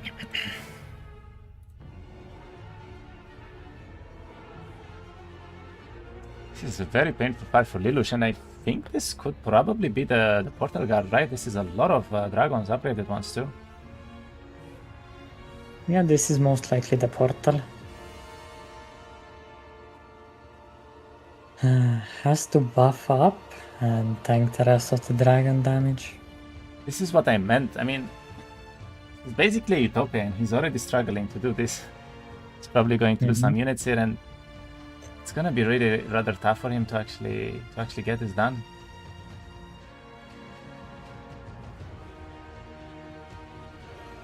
The advantage for Schism, at least, is that he has this communion at the beginning of the fights right now, so at the very least he won't be losing some of the big stacks, but if those arbitrators get connected again on, he might actually lose one here.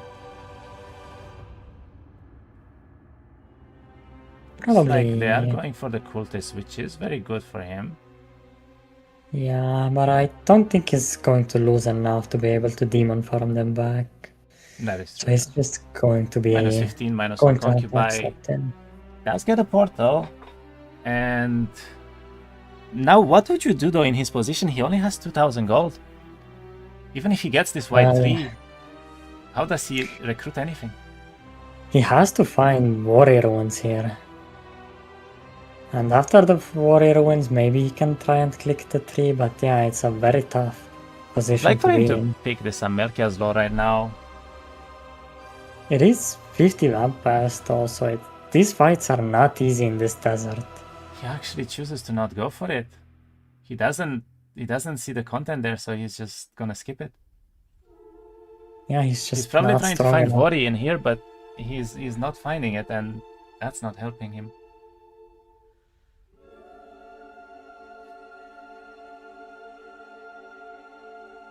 Yeah, a rough position right now for Lelouch for sure, and let's see if he can make anything happen, but I'm looking at Rito right now, and this army is just crazy.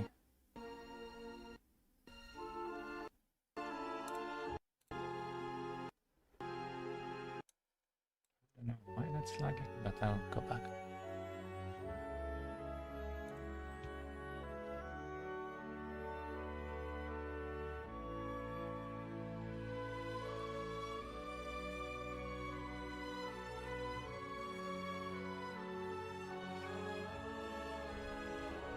But yeah, the level difference is big here. The stat lead is on the side of Rito as well, and we see the white tree here. Oh, yeah. and Lelouch is like he went into the desert at the same time, but he just doesn't have the gold. He doesn't have the army, and look at this army right now from Rito. This is absolutely beautiful for him. And he's going to be able to rally absolutely everything here because he has exactly the 2 turns. Yeah, as long as he ends the turn at least now in a town, he can rally everything basically. Which I would assume that he's most likely gonna do every time. But even with 3 towns, honestly, this is going to be 100 Red Knights. We are actually gonna see 100 Red Knights here. That's crazy.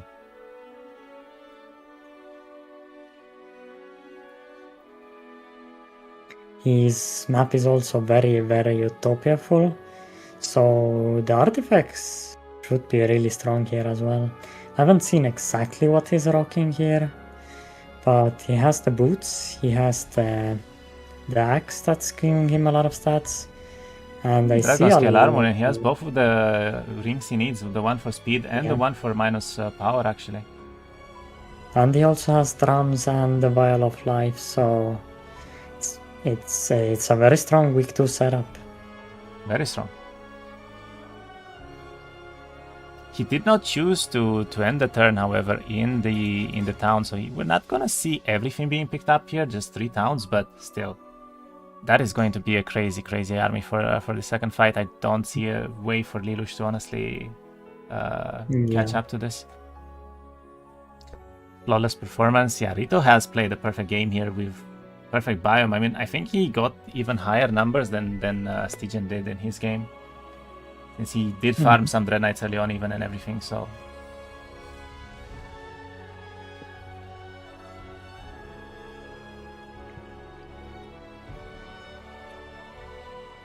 But yeah, I don't feel like this loss is even that much that Lelouch played badly.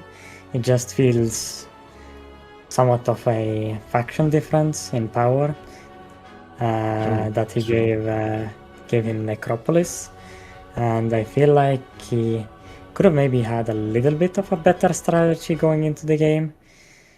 Going for these range power stacks into Dread Knights is very scary. I mean, he did have the first pick, right? The fact that he picked Exodus, I mean, he had the chance, he just chose not to take it. He could have taken Necro himself. Yeah, but then we would be probably playing another template, and it's kind of what could have been. I honestly think that his best shot was to just go for Harmony and then take the RNG difference on one of these templates without the best factions, because at the end of the day, if you play, let's say, even Temple or Dungeon or something on the Exodus maps, right, you could have a better chance at winning than on Necro, than against Necro, I guess.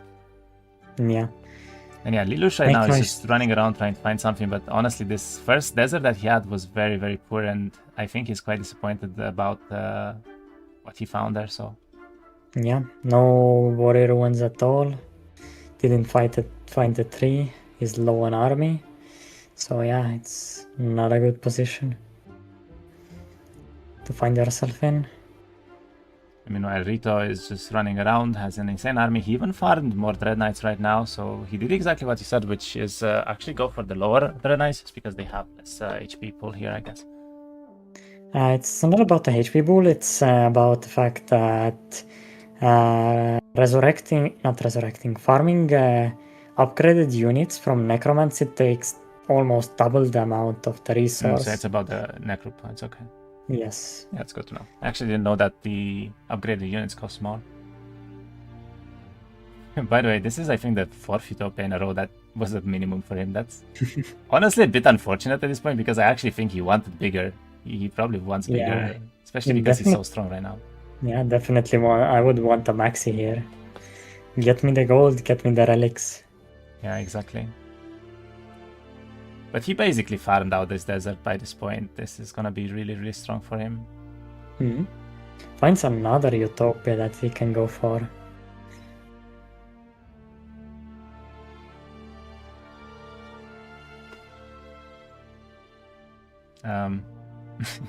That's awkward. I mean, he has to take the hit, right? Like, if he gets hit on the Dread Knights, he's gonna lose 4 or 5 probably. Yeah. A -1 there, but that's still okay. And then he gets 30,000 XP. He might be able to get another level up in here, which would give him even more stats. And actually chooses to go back through the portal. Interesting. What is he looking to do here? Oh, he's gonna look to use back to town. To sell artifacts, maybe? I honestly wonder if it wasn't better for him to try and go back to one of the towns, pick up the units, and then back to town to his second towns there. And then just with portal back to the first one. Yeah, and then with the relocation, he could have maybe even... Could have picked up all 4 towns. Yeah. Exactly. I feel like that might have been better there.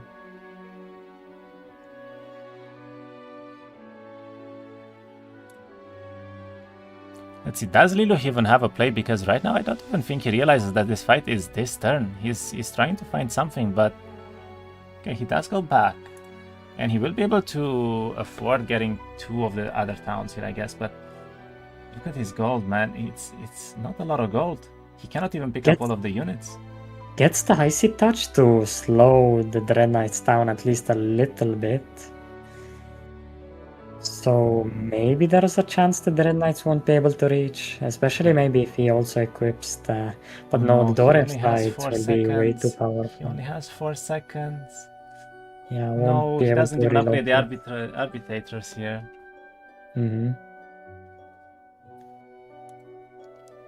Okay, I mean, I don't think it would matter, to be honest, but... Yeah, in hindsight, it wouldn't matter here because, yeah, what Rito has is just way too much. He managed to upgrade almost every single... Look at his gold. He's kind of gonna struggle to be able to upgrade everything.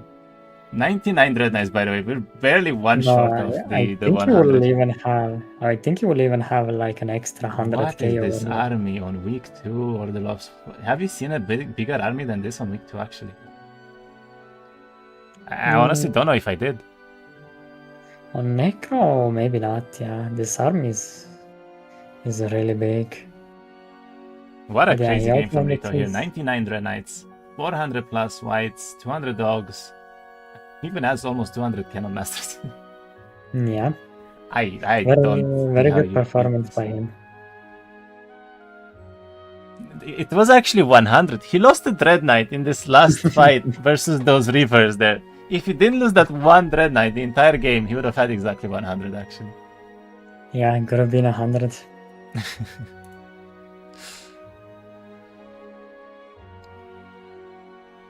Okay, I don't think Rito equipped the tactical guide actually, and that's not the best spot that he could be in because the Dread Knights... He doesn't have any mana.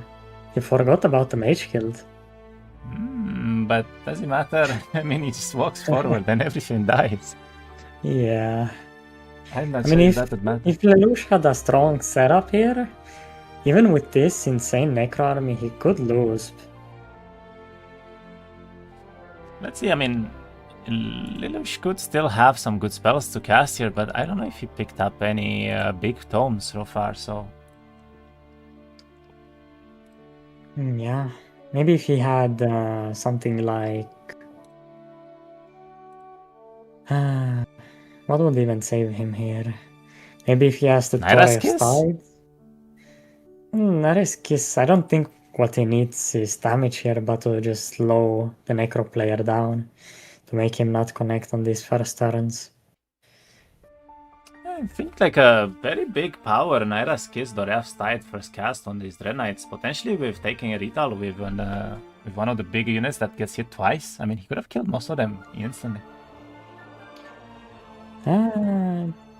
Yeah, it would be a possibility. But Rit also has the minus 30% spell power, so his spell power would never have been that high. That's true, yeah. But Rito did not take any chances. Let's look at this army. It's not even the Dread Knights. I don't even think the Dread Knights are the biggest problem here. It's probably the Gravediggers or the dogs. Yeah, those two. Rito has no mana, but I don't think he needs it.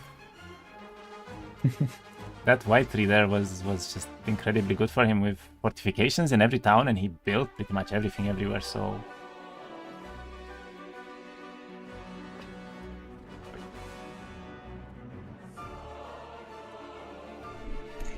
He does deal some damage, kills 100 ghosts here with his 25 arbitrators, so he does some damage. I mean, I don't know, 470 skeletons from the Gravediggers. That is fun. Yeah. It doesn't really connect with anything. This is what I said that the Doref's Tide first turn here would have been very, very helpful, but Mm-hmm.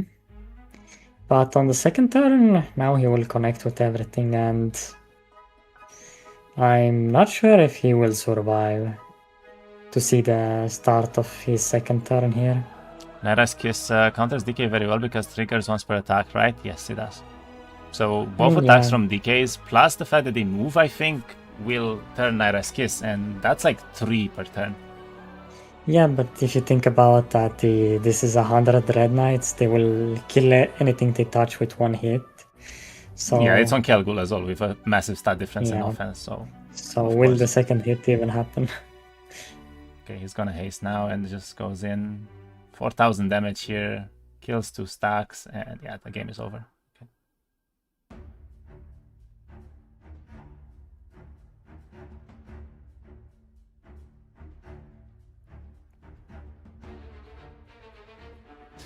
Alright, Rito taking game 1 here on Exodus versus Lelouch, and quite a decisive victory as well. I mean, first fight, both fights, really, there was no chances for Lelouch here at all. Yeah. Very, very strong gameplay, honestly, and probably one of the highest armies we've seen so far, if not even the highest armies even in ladder games. So excellent Yeah, game from definitely. Rito coming up here. So next up, would love to see some of his dungeon masterclass.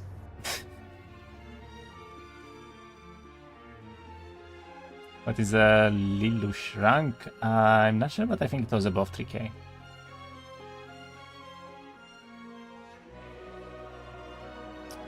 GG's, well played. Rito taking game 1.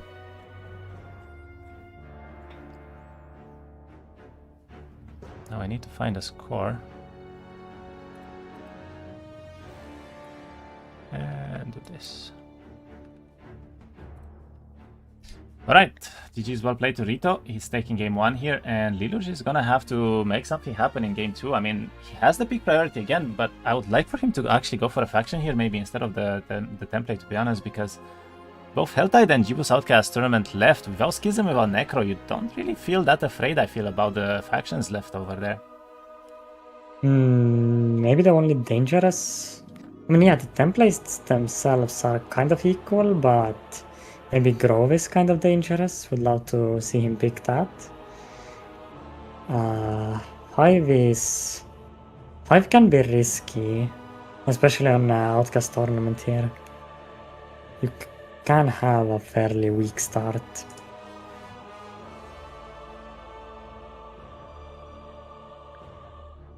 Would you go for Hive here, or would you try to go for one of the other towns in the second game?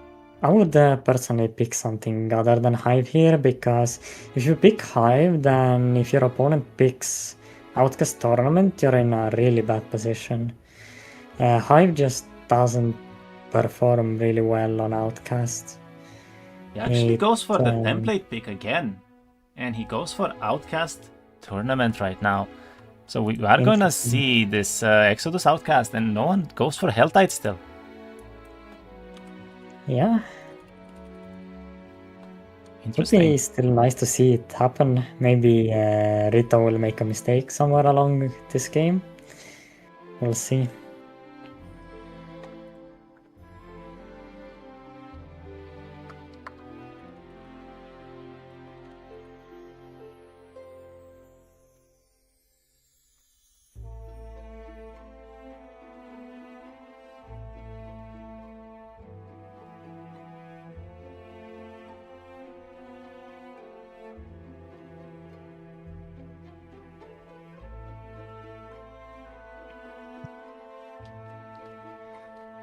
Right, we are seeing... Who is that? I think it was Rito, right? He made the lobby already. And let's see, what will they pick next?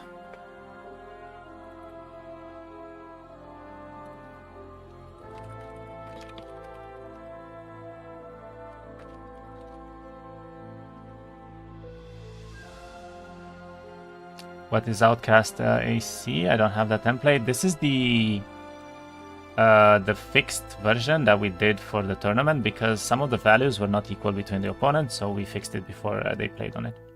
It will be fixed in one of the next patches here shortly. for everyone else as well.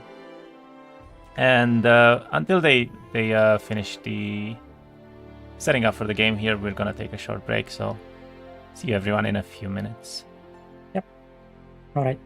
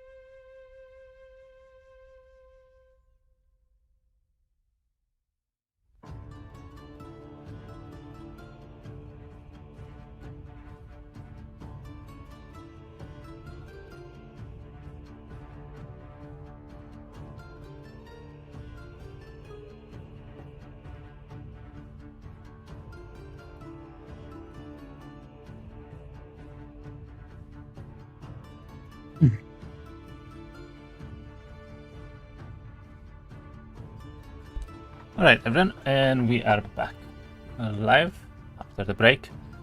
Say the players are going back into the game, and we actually have a Outcast tournament.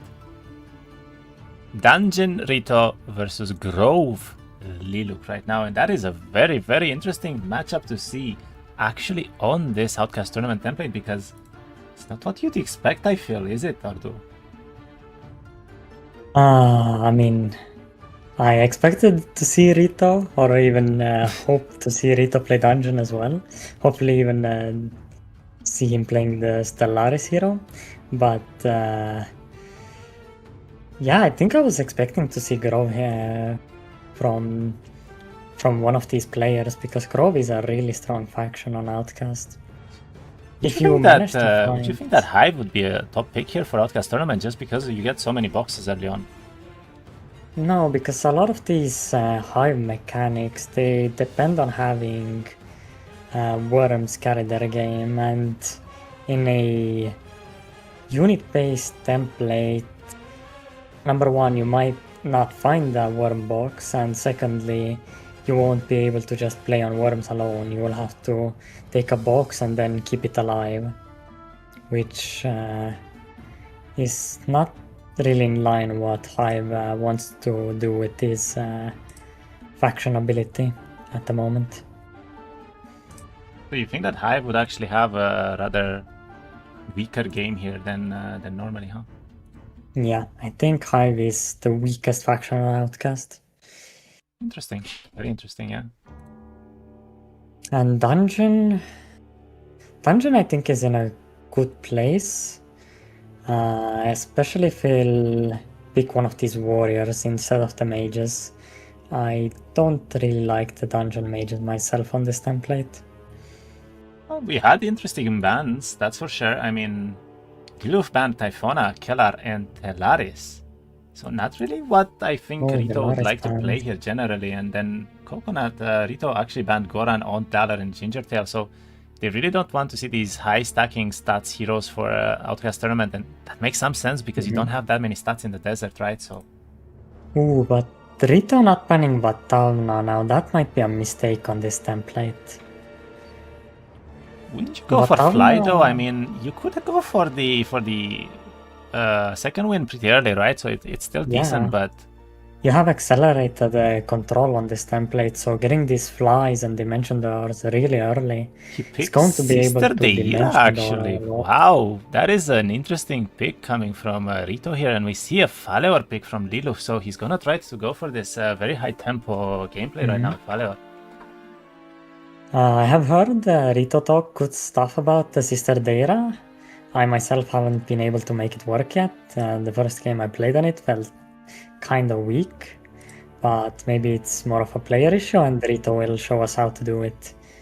We're about to find out right now. I mean, let's see what he can do here with Deira. It's definitely a ballsy pick, I would say, and he has the choice for Insight, but he does keep it on this template, so it's not really a personal pick. It was more of a template pick, I guess, for Exodus, and just wanted that loss for the Dread Knights early on.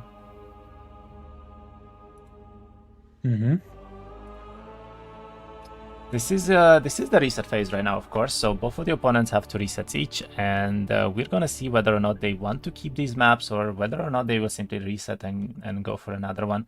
Generally, for an Outcast tournament, you're looking for at least 2 or 3 boxes, I would say, to see early on that you can do, because they will be the main priority for these players in order to gain a lot of tempo. So I think for me, it's more of the XP is way more important than these first few levels. First day, you really want to be around like level 5 or 6 on the first day, and after that, you can basically do most of these boxes on your hero power anyways. He's considering picking up defense here immediately, but does choose to go for Expert Murmuring on the Faleor still, just because of that extra mana, I guess. But yeah, and he went for the subskill for Heroic Strike, so he's looking to pick up combat over here. Gets a really bad level up. I feel like he's going to reset the game off of this level up.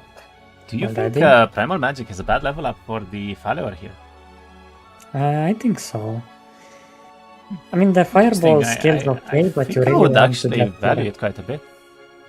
Yeah, but I don't think he even picked it up. He picked luck instead of the primal magic. But you're really dependent on having this combat on one of these first levels. And try to Okay, just let's go hero for a strike restart here everything immediately, down. and let's see what they're gonna find in the next game, because Rito did not seem like he wanted to reset this map yet, so...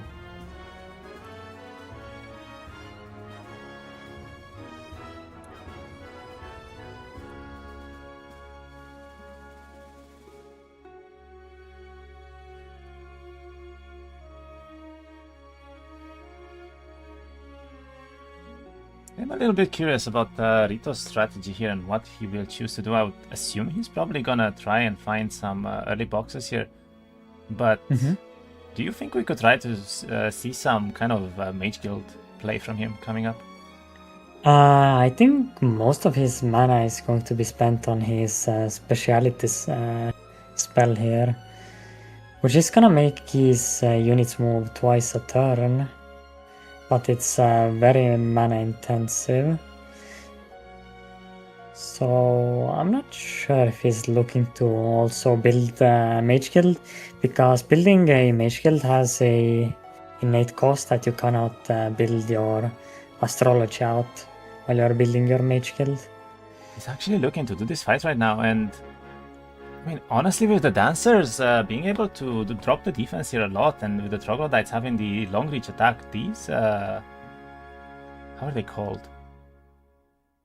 I forgot how they're called, but they take more damage from the long reach hits. That is the main point here. So he might actually be able to do this. Also animated armors, right? Animated armors. Yes. And he also has a really good terrain for this fight too. So this fight might be possible, actually.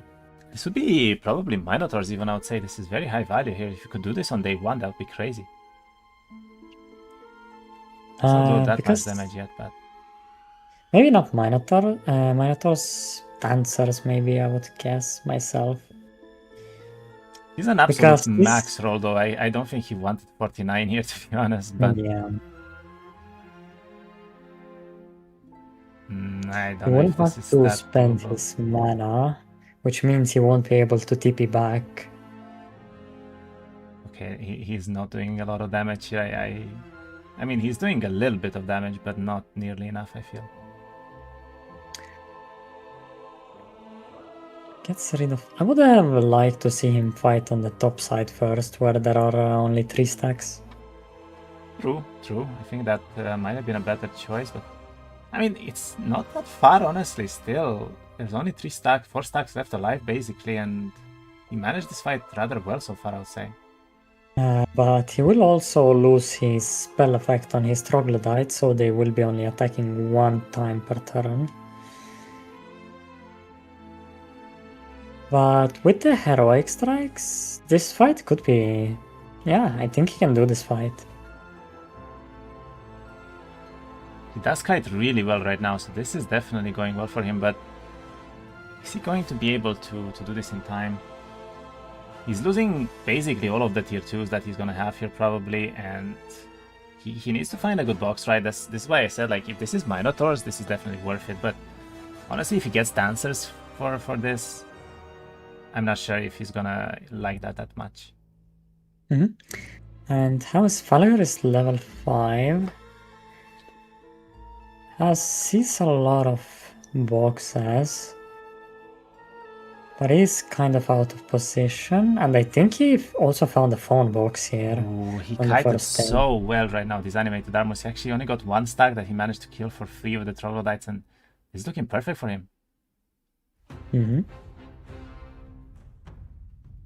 Very, very well played and well done fight here for Rito, and right now he doesn't even lose the tier 2s actually, so this is looking quite a bit better than what I expected it initially, and yeah, let's see the box result. I mean, if this is good, he's gonna keep for sure. Guess the Expert Thaumaturgy can choose to go for Avatar, but does skip it, and it's only tier 2. Wow. It's not even as high as you thought. I guess these are tier 3 units, and the template was was fixed, so where all the values are 1.4x the guard size. Yeah. It does keep though. So right now, Rito is the only one with a reset left because Lilu did reset previously, so he cannot reset on day 2 anymore. Which means this could be the map that we're playing, and I guess let's look at a little bit at Lilu's side as well, because this is quite relevant now all of a sudden. Yeah, I mean... Does find a lot of boxes here, on the way to the break actually, so his gameplay could be rather decent, but does not seem to be very strong on day 1, I would say. He did find a tier 1 box, and he also upgraded his phones and his tier 2 units. His biggest struggle is going to be mana in this game, I feel like. He also has a box to go over here, so I think he's having an amazing game over here. So you'd actually favor the Grove player a little bit? Yeah, I think Grove's map is better over here. Does have combat, by the way, so he did exactly what you said. He went into combat, picked up logistics really early too, so... And offense. Wait, this follower is insanely nice level so far, I would say. Yeah. These are basically the perfect 3 skills that you probably want to level into, and maybe even just these 3, you know, fully leveled until later on. But we see a reset coming from Rito on day 2. Wow. Yeah, the map wasn't really good. He couldn't reach the town, so he had no mana to recover. He wasn't doing much after that first box. Okay, well, it's Lilu's game to reset right now, and he only has 1 left, so it's either this map or the next one guaranteed right now for both players, and let's see what they will find, because Lilu's start right now doesn't seem like he sees anything. He doesn't see any box, he doesn't really see any XP, so I would say that this is probably going to be a reset from him, but... Yeah, most likely, unless he finds some really good content further down the road. Rito's side of the first town here is actually really strong. He sees multiple boxes, he sees it plus 1000 XP here, so that's a free level up basically every time, and I think he's gonna be quite happy with what he found here so far. He also sees a tier 1 or a tier 2 box on the whites, which could be very, very easy to do.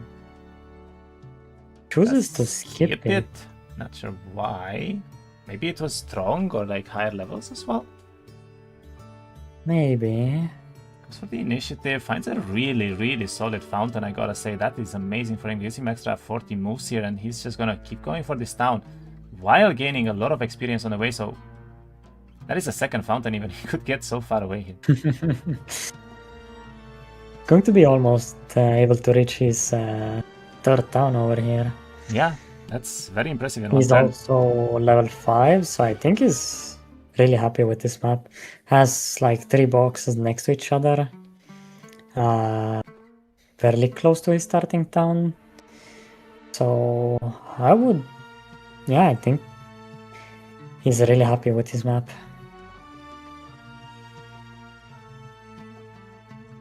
Meanwhile, this follower isn't doing much on this first turn. He's taking a fire now with the cultist that I believe are right beneath the town. I'm not sure if it was a Pandora box or not, but this could be a lot of tempo for him if it is, so... I think it was just the mana spring. I mean, a mana spring would be really good for a follower as well, though, early on.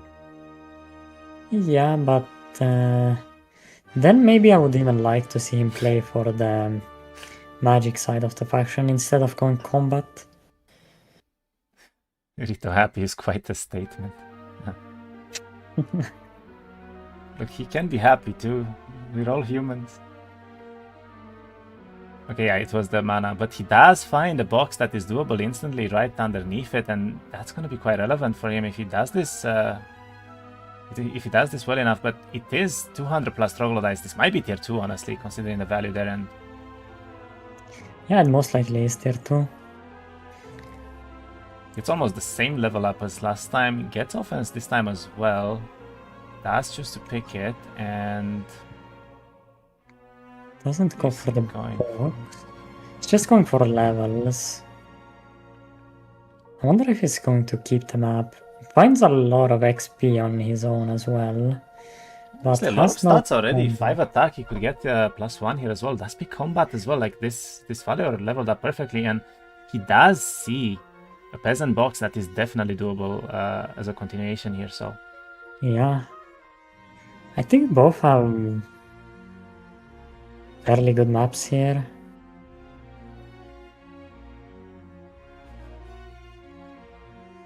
Goes, recovers some mana, and probably keeps. Yeah. Yeah, keeps, so this is the map we're playing.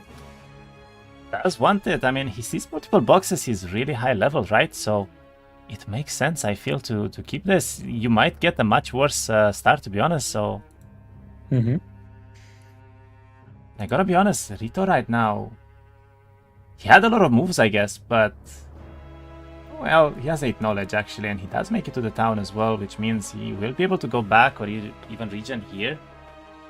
And but he doesn't really find any boxes. He skips the scorpions on the way here. Rito really likes to take the third town on the Outcast template for the extra astrology income. I think it's definitely a solid way, though. I mean, especially if you can get it on day 2, which is the case right now. This will get you probably, what, like 5,000 astrology by the time you go into desert, basically. So it's quite relevant, I would say. Just came back, who is considered ahead. Ritosux is up 1 game already, and right now I would say that they're both very even because the game just started and they're not really finding much, but we'll see. Rito is playing a comfort pick with his dungeon right now because he is very, very strong with this dungeon, so I do think that he's quite comfortable with that.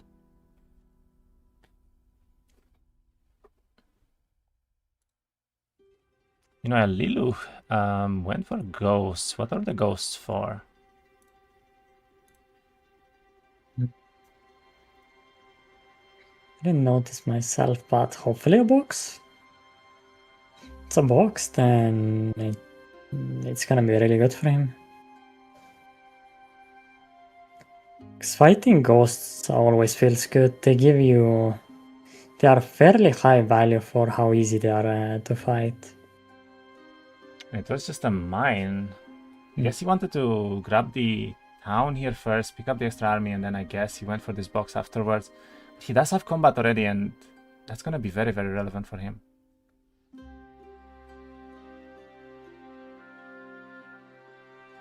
He's also using the hoplets for extra focus generation, which is actually a very impressive play because it does allow him to get this these early heroic strikes very easily because of that, and that's very relevant. I think he made a misplay. He used the mana drain ability while he doesn't have the free heroic strikes, so wasted a lot of focus. He looks okay still, to be honest. Yeah. I'm not sure why he's not using the Fonz at all. He's trying to kill them almost entirely on heroic strikes, but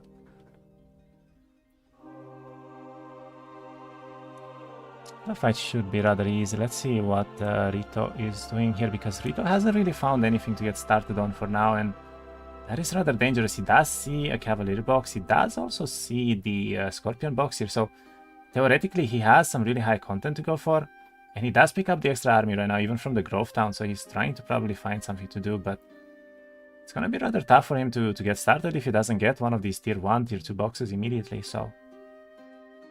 I wonder, is he really that afraid of these ghosts? Or why is he choosing to skip it? This is the Throng of Ghosts. I think he could have done that immediately, but he doesn't have a reset, right? He doesn't want to throw the game away. He knows he's ahead right now, so why do that, I guess, in the end? And meanwhile, for this follower, I mean, we see the power of follower right now with these massive fireballs that he has specialty in, and yeah. He's going to be able to clear the map very easily here. No problems whatsoever.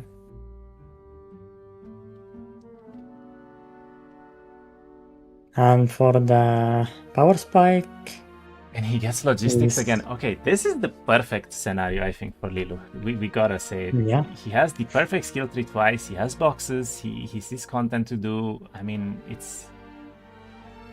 Now he's he still also... down a game, right? But... yeah, he's game to win. Also, he has to find the last expert combat level up here now, which is not going to be guaranteed because he has so many skills here.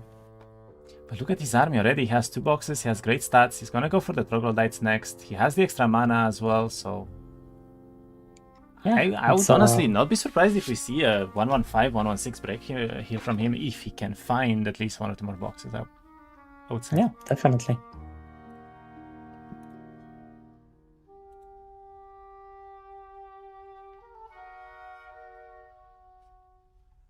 And yeah, Rito just doesn't really know what to go for. He's trying to find something, I guess, but I think he just needs to go for these whites, right?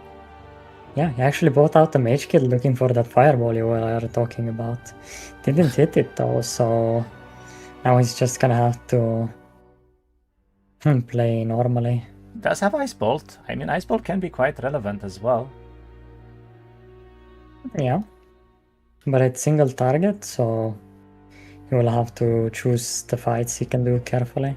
Let's find the observatory here, which means he will have quite a bit of vision around the map, and he does finally see a few boxes that he could potentially go for, but again, they are all so high value, and I feel like the choice to not go for that early white box now is kind of starting to be painful for him because he doesn't really know what to do.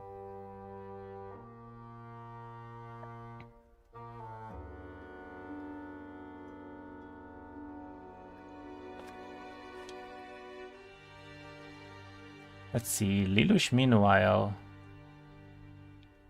is trying to go for more towns or maybe just find some boxes here. Does find some really high value boxes though. Yeah, 2 really high value boxes. And these cards are not hard either, so he's gonna have a good time here. I'd like for him, I mean actually no, he's trying to gain some power first, yeah. Let's get to kill a lot of them turn 1, so they're not gonna connect with as much units the next turn.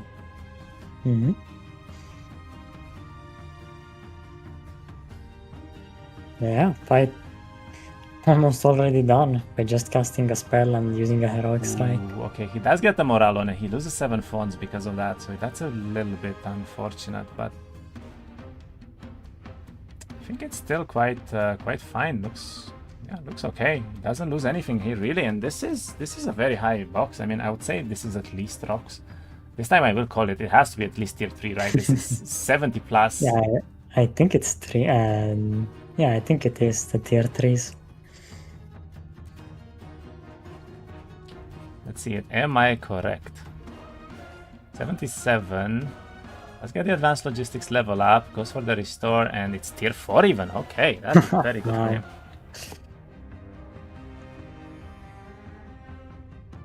So some extra knowledge as well. Does go for the second box there immediately, and he has a very strong game right now. So yeah. Sadly, the box is not gonna be that big on these Worm Riders because of the extra value from the arena.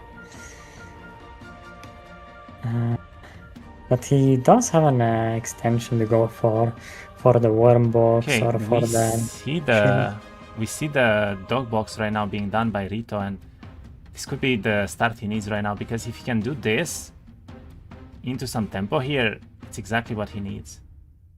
Yeah, chooses to go for the dog box over the ghost box still, which I think this one is harder than the other one. I think he didn't go for the ghost box simply because he just didn't think that going on the same way is worth for him anymore. He probably thinks it's a tier 1 troglodyte box, right? So he might simply want to skip that because he doesn't think it's worth. Could be the case, yeah. Does this fight rather well. I mean, he has a lot of extra mana now, a lot of extra spells, so I don't think he's really struggling anymore at all.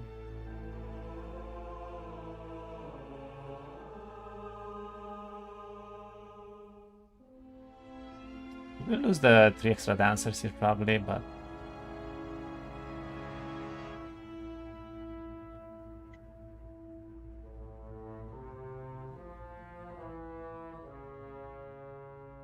okay. Get some lucky strikes as well. That makes the fight a little bit easier and almost a perfect result here. I mean, he loses some 1-stars, but I don't think he cares much really about them. So this box could be dancers. It was a pretty high value box. I mean, it has extra content, so yeah, it's not troglodyte box from that though. Even troglodytes, yeah. Kind of that ancient crypt really screwed him over a little bit here. Yeah. Now, because this box is so small, I'm not sure if he can even do the Dragon Slayers. Would have liked to for him to come here once he can do both of these boxes. He will at least have some insane astrology, I guess. He's gonna pick up every town in the biome here, but I'm not sure if he will reach this. That's quite another box that he can do. He already gets the second wind as well. Yeah, but he's farming all the towns worth it when your opponent is already breaking to middle at like 116 or 115. Would be my guess. Depends on his break though. I mean, Lelouch does have a strong game, but I'm looking at his army, is not that strong either, to be honest. He has basically just some Oceanids, Naiad, sorry, and it's not gonna be that great, right? Like, if you find a bad break that cannot magic down, especially as Fale or without the fireballs, you're kinda relying on these units, but I mean, he still has the combat to fall back on as well. I suppose, it's not like he's reliant only on the fireball.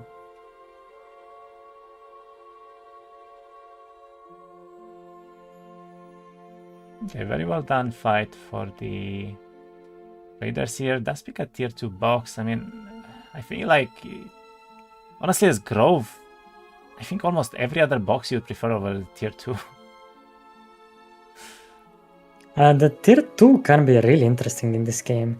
If you go into the first fight with like 100 tier 2 units, you can just mana drain your opponent and he will have literally no spells to cast for the rest of the combat. And against a mage, it can be a really interesting thing to do. Rito did go for the Agash of Riders here, and looks like he lost a couple of troglodytes. Not anything too crazy, just minus 20 here, but has Daylight Magic. He actually went into Daylight Magic. That is quite an interesting pick from him. And that's fine. Okay, that is big. Now, the fact that he finds the Dancer box here is quite big, because now he can actually turn around and go for these Dragon Slayers, maybe. Yep, but he's choosing to flag down, at least on this turn.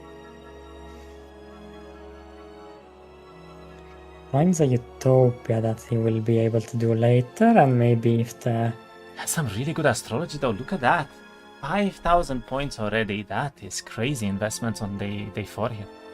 On day 4, while on Lucius' side he has 2,500. Of course he can still build on this turn and get it higher for himself as well. He doesn't have any resources though. I'm actually not sure if he can go higher right now. And we see the expert combat coming in though. He does already have the logistics, and there is a rock box. This is getting better and better now for Lelouch in a way.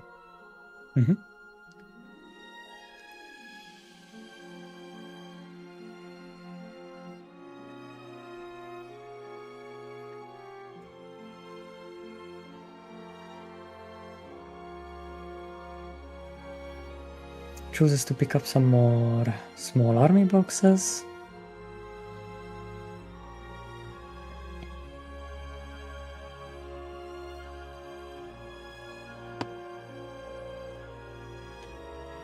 Looking at the armies, at the moment I think this Falior is favored. But of course... Say so, but here's what I'm thinking.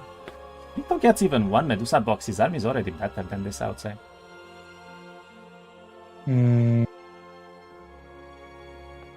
It's debatable. I mean,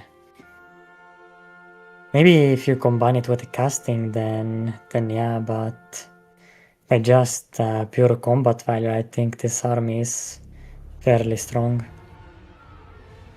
More considering the fact that Army from okay, now with 52 Naiads, we're talking a very different game though. I feel like he's just gonna go for the break straight away, right? On 115, but I was thinking like if you go into desert with this kind of Grove army, you will bleed a lot, especially to shooters and especially to really fast units. So I mean, bleeding.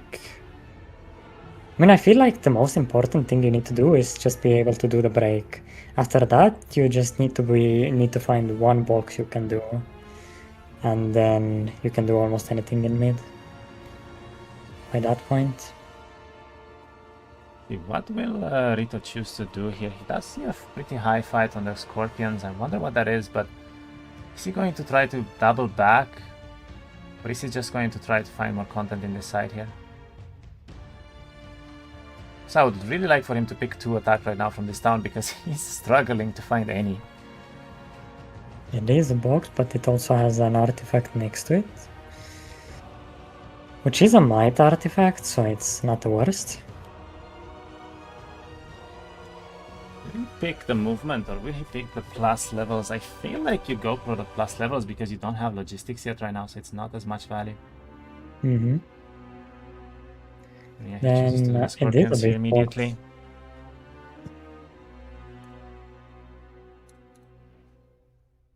He did not get his fireball yet either.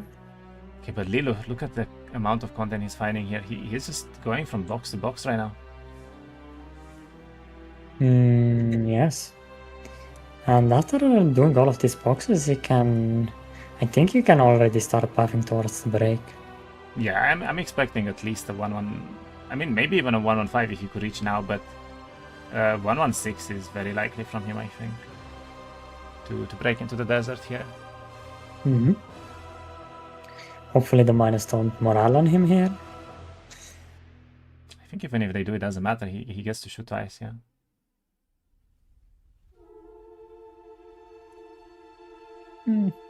Yeah.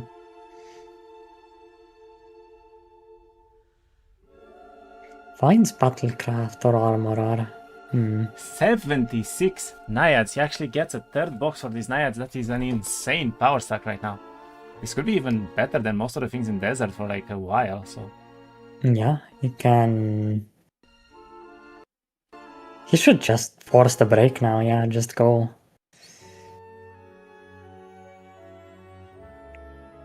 Will be behind on astrology, but even when he goes mid, he's going to get an extra town from it. I mean, his astrology, like, he is struggling with astrology for sure, and this is, I guess, Rito's way to maybe come back into the game right now, because if he does have this huge astrology, it could be really helpful to just lose the first fight. You're most likely losing the first fight anyway to Grove, right? So if he can find a way to win the second one just because of specialty plus maybe better astrology in desert, right? You farm more, you get better. I'm guessing that's going to be Rito's game plan here. Lelouch doesn't seem to be going towards the break. The break, does he? And I'm a little bit concerned about that. Maybe he wants the extra town. I mean, he didn't pick up the left side town either. He didn't go for the monastery either so far, so he did skip quite a few things here.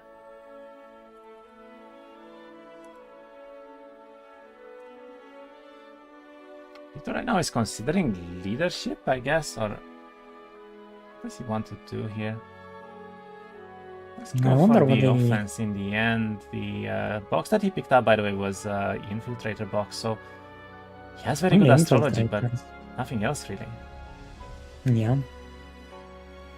Army-wise he's behind, but using his astrology he can definitely catch up. He goes left here, or even gets an early dimension door to be able to take those Dragon Slayer boxes. 7.5k astrology on 115 from him, like that is kind of crazy. Again, he already has the fully upgraded second wind. By the time he goes into desert, he's gonna have fly already as well. All heroes start with fly by default, so he's going to... Would you go for the upgraded fly here or the dimension door? I think everyone goes for dimension door here. Because if you go for fly, you're basically wasting your first 3 points. Well, you could already be dimension dooring around if you go for DD. Okay.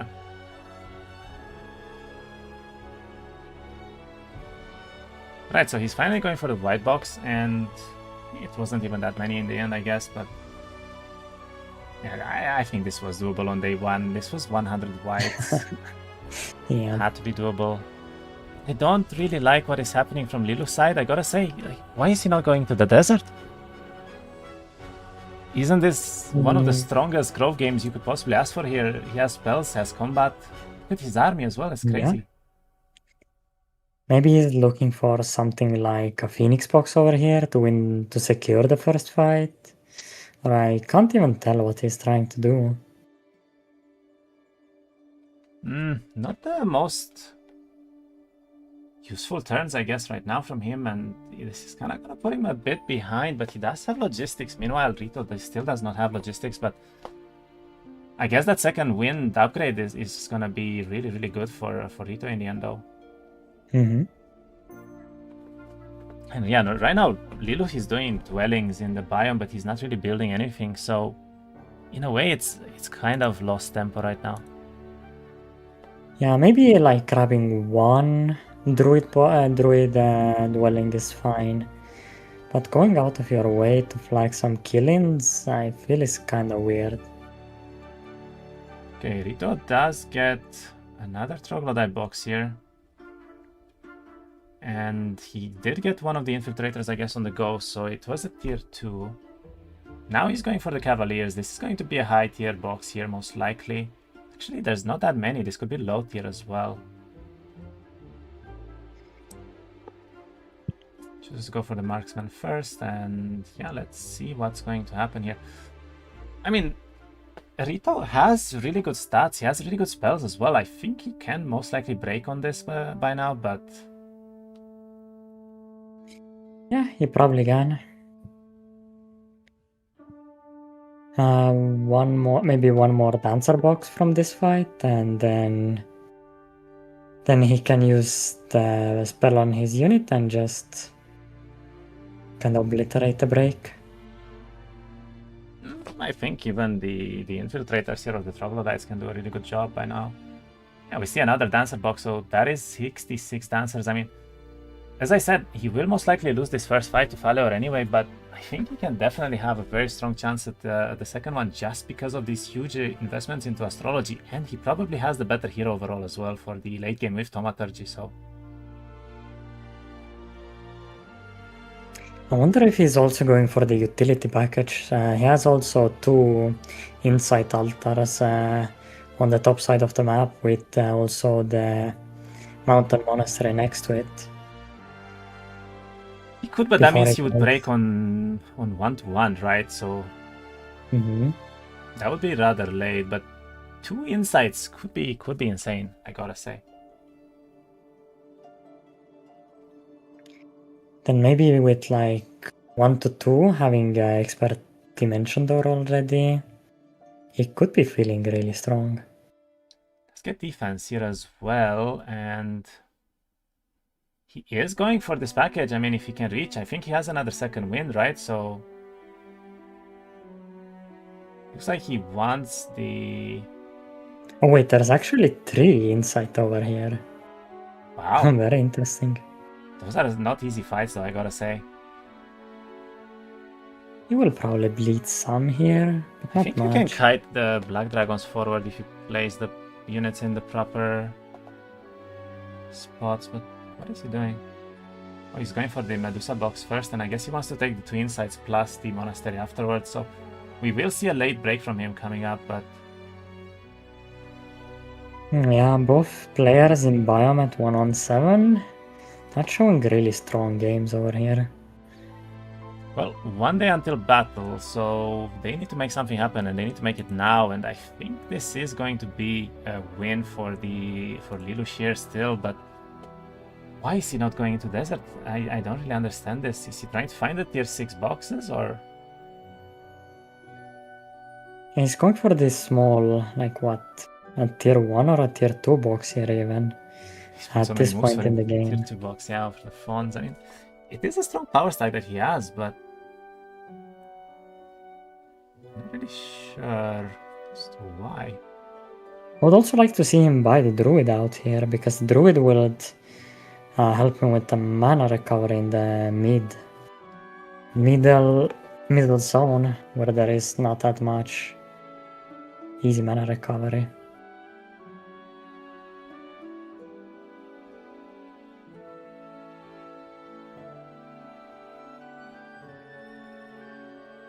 Should be a decent box. I mean, this might be Druids, honestly. It's tier 6 card with tier 5, so... Possibly, yeah.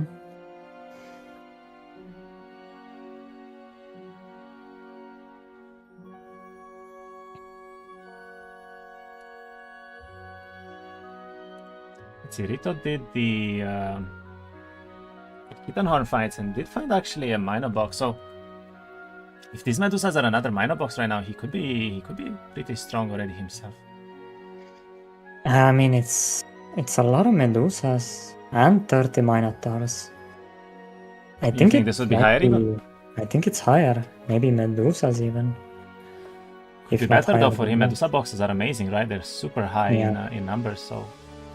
One of the better dungeon boxes. Yeah.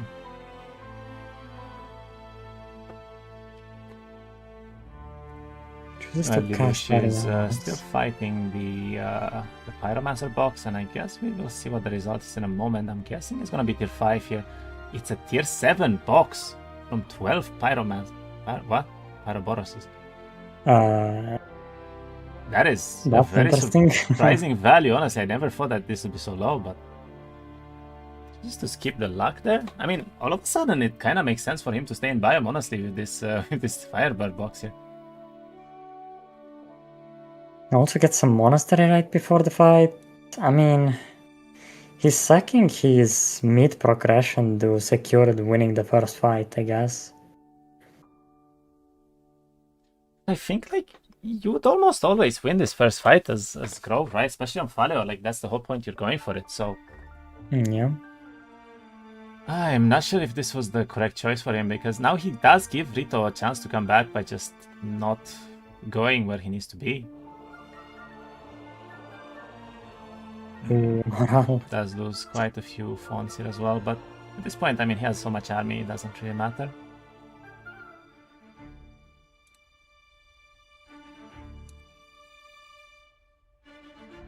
Okay, so Valor is sitting in the town waiting for mana, and let's see what Rito is going to do here. I'm guessing he doesn't care, and that was indeed a Medusa box, by the way. So he lost a few minos for it, and now he's going back for the dragons. There's a lot of dragons though. Upgraded as well. He's gonna bleed some. Does he not have... I don't think he has Thaumaturge yet? I wonder if the... Okay, no, he's not gonna try to use the double attack on the dancers. Loses two Medusas here, that is quite painful, but... He does the fight, gets the insight here, and he's gonna get the dragon dwelling as well.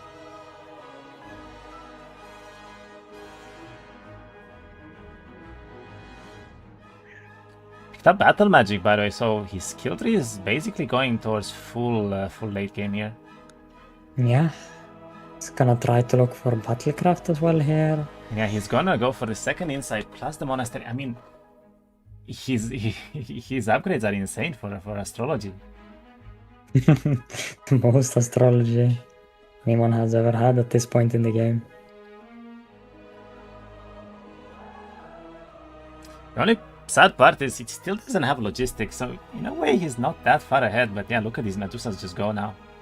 That is a very easy fight for him, and honestly the break won't be much different here. And his stats are actually looking pretty solid as well by this point, I would say. Yeah.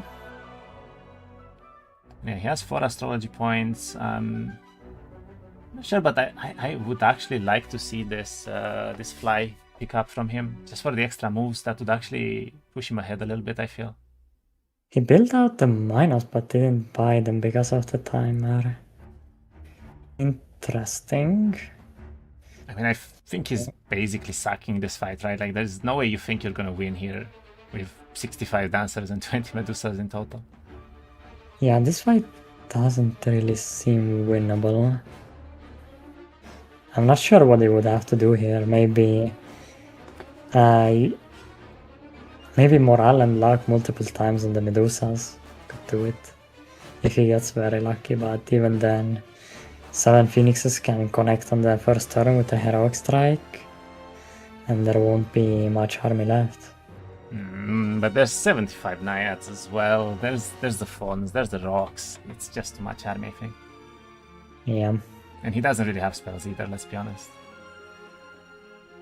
Indeed, even the Failure has similar good casting.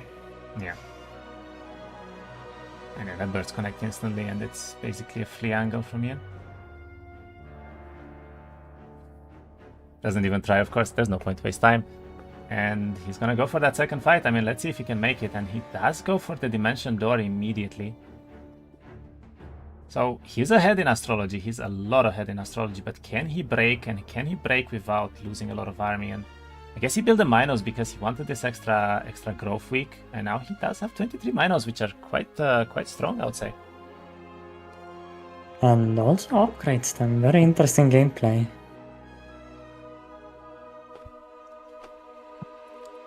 We do need to see Lelouch going into the desert here, though, and right now he's picking up the extra Firebird from the Dwelling. I guess he did grab the Recruitment here. Sorry, it's not relocation. What is it called? Reinforcements. Reinforcements, right?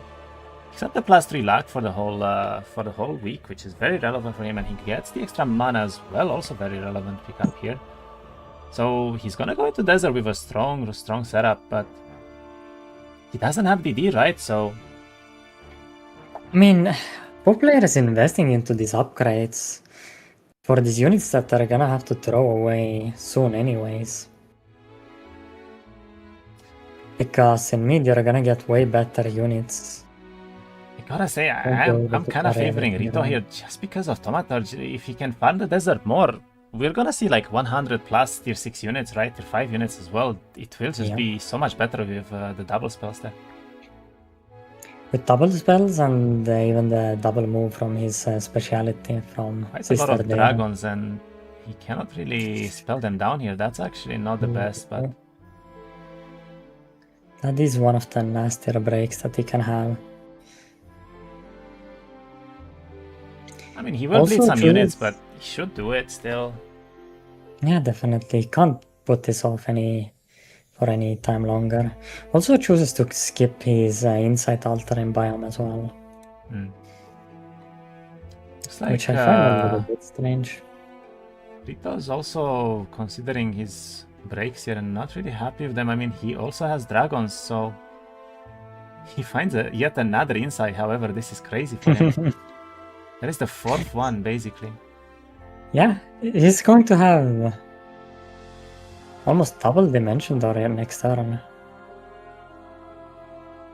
So, yeah, like 1, 2, 3 double Dimension Door maybe. Which is really early for the timing.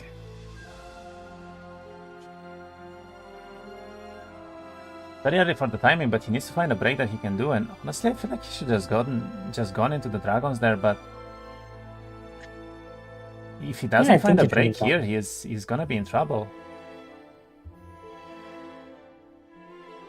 We'll grab this luck as well, but yeah, he doesn't find a break. What is he going to do here? Maybe he's looking to side break, but I don't really like side breaking on this template. Just doesn't feel nice at all.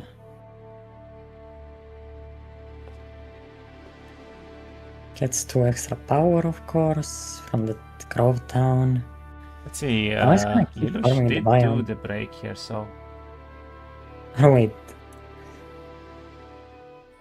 Rito's actually going for more insights. Let's kill almost everything. Okay, Lelouch did this break really well here. He lost almost nothing here. That's very impressive. Very bad level up though for him. I mean, tactics could be decent, I guess, but could hold on to this level up and find a university in the desert. Also find some warrior rune on the road, which is gonna be really helpful for him building out his astrology actually. And we see HoMM-themed. Now with HoMM-themed, it's very important to get rid of all of your biome army as fast as possible. Because of the tier 7 ability from Hive Mothers. So would you just throw away this army instead of trying to keep it? Maybe specifically for Grove, it's fine. When you use the ability against Grove, you get +3 morale and luck, which is one of the weaker bonuses. For example, versus Schism, you get an extra 40% extra HP or extra damage on your units.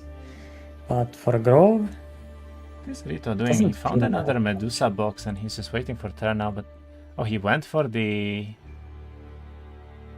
Inquisitor box and it was Medusas. I mean, with that, he should be kind of fine. He's going for a Relic in Biome, and I guess he's gonna try to break afterwards, but he's not gonna have that much mana. Like, I don't know about this. I think this is gonna be a game 3 angle. He's going to do the vampires though. Or is he actually just planning to play biome only by hovering those boxes? I don't think biome only is gonna help though. Yeah, I agree with you. On the biome only, you will be so far behind in army.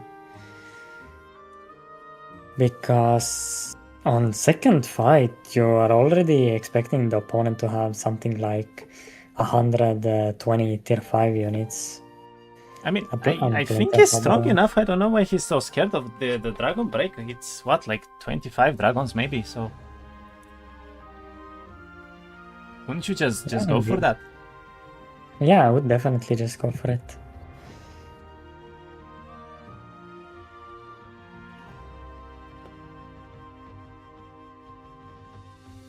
Also gets to take the first mid box of the game, which is probably going to be worms here, I would have to imagine.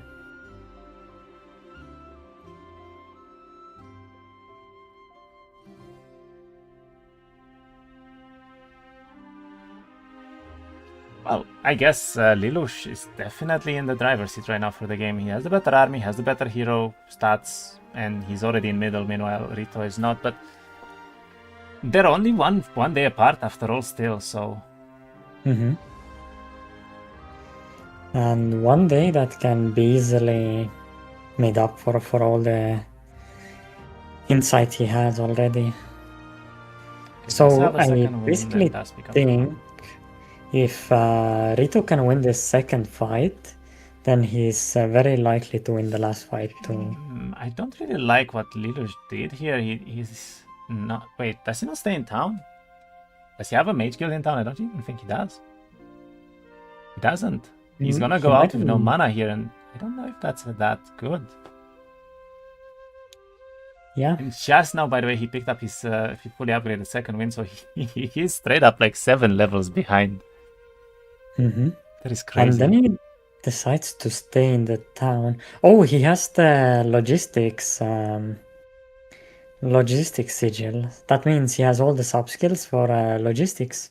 So even if he doesn't, so even if he doesn't use up to 50 moves, he will have them on the next turn. Okay, let's see. What did Rito go for? I guess this was for the relic, right? It's the reverse, yeah.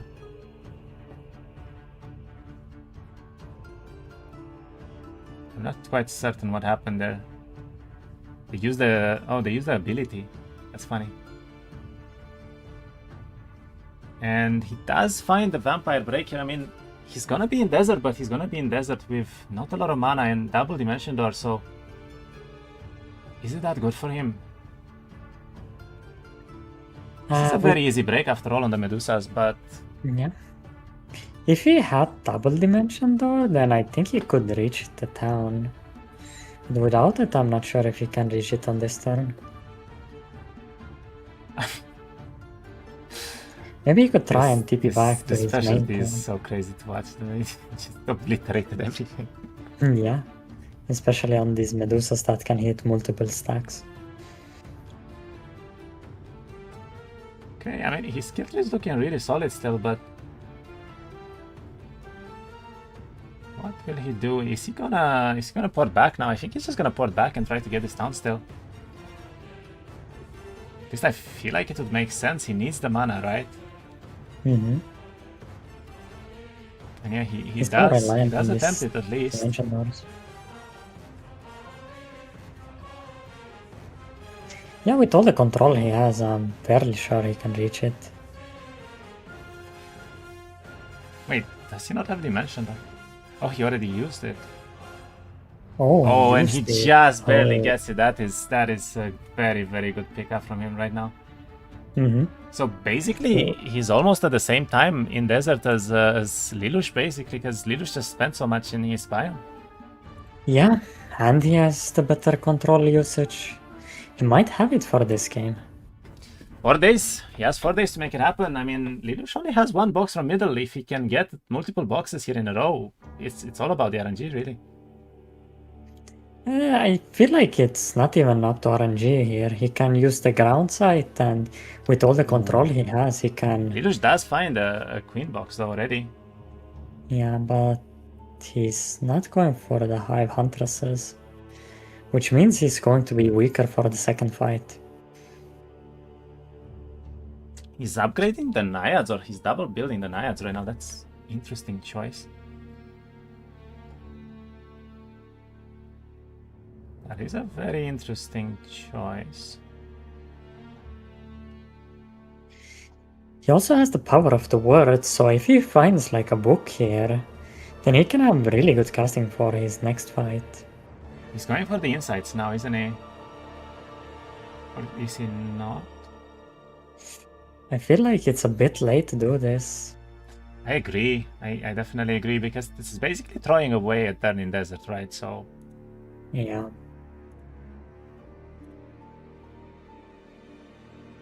well, let's see it. Does Rito have enough here? I mean, he's definitely catching up a little bit, but it is late. It is still very late, and we'll see if he can make it happen right now. Did already find a box, finds a white tree as well, and there is a worm box instantly here for him as well, which is very good. Does he another Pandora south of him?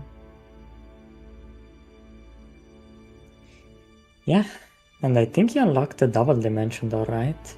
And he has a lot of these boxes really close to each other, wow. Yeah, I think he's got this game in the bag, actually. You think? Yeah. I still think that Lelouch is a little bit better off right now, but kinda Rito is... It's the control, right? It catches up so quickly if you don't invest in it, and he does have the Thaumaturgy. This is the thing, like, if he can actually get any spells here that are relevant, Alvar with just a fireball is gonna fall behind really badly. Yeah, definitely. Finds a river box as well, and yeah, I mean, look at him. He's just going everywhere now. Nothing can stop him at this point. Gets also but the amount of boxes in a row is kind of crazy. This is very, very lucky for him. He had 5 in a row here. Wow. Yeah. And he gets the Battlecraft. Okay, so his skill tree is basically perfect now. It's all about who can find more boxes, I guess. Yeah, he's just logo away from the perfect skill tree. Maybe even at this point you don't want the logo, you could go for something like Resistance. And this is even more boxes very close to each other, wow. I mean, as I said, like, he's just going everywhere right now, and looks like Lelouch is doing a Utopia, and this could be very relevant if he gets some spells from this right now. So he picked up the insights, and then he went back to his Desert Town to do this Utopia above it, but that means he's basically not having a single box yet, other than this worm box that he found. Actually, no, he did find the yeah, queens one as well. Huntress. 100, yeah. Arcane Tome, okay, that could be relevant. Not the best, probably, I would say, because the Doref's Tide doesn't really matter if you have it fully leveled or not, but... Doref's Tide, Black Hole for damage is fine. But he has no power. But maybe if he had some, maybe if he can build out some of his own druids and try to get a double cast and try to make something like a black hole plus the traps happen, so he just CCs a unit for 2 turns. Could be an interesting play with the spells that he just unlocked. That could be pretty decent indeed. You know, I don't know how is Rito doing this, but he is still running around collecting everything in the same turn still. And he actually found a queen box as well, another worm box, and 2 river boxes in the same turn, or the lot. Like, this is crazy. Yeah. He found 5 boxes and stats and like multiple other things in the same turn. It's the power of investing into your insight. He broke late, he was expecting to lose the first fight, and the opponent didn't push his tempo that much, so he's in the driver's seat, I feel like, now. 3 river boxes. It's a bit unfortunate that he doesn't make it to the town, but I mean, this was one of the best turns that he could probably ever ask for, so... Grabs the second logistic law as well, so it kind of catches up with the fact that he doesn't have logistics, and let's see it. I mean, he's making it happen. He has 2 days still. It's also very important that he can actually go away and teleport back to this town at the end of the turn, so he can technically regen mana and then go out on a different direction and then port out again. So the fact that he gets this middle town so early is very good for his tempo right now, if he finds all of these boxes in a row somewhere. With ground side especially, you can find these boxes easily. Yeah. Liluv here is finding a more box. I mean, he got another queen box as well, and looks... Wow, okay, 3 of them. Wait, this is big. This is very big for him. He has 33 attack as well. I mean, these queens will connect with anything. They will one-shot. Yeah, but I mean, the rivers, in my opinion, are the scary boxes here for Hive that dictate how the game is gonna go. Usually on high mid, the player with more rivers tends to win, because the rivers connect onto one stack. This is a really bad turn for him, though. He found absolutely nothing. And they also connect into the second one. Yeah, it's also... But wouldn't you pick the upgraded rivers? I feel like they're both going for the non-upgraded versions right now. The non-upgraded are better because you can upgrade them later, and then you'll have technically more than if you would by just collecting the upgraded ones. But at the same time, Rito needs to win right now, and he went for the non-upgraded one.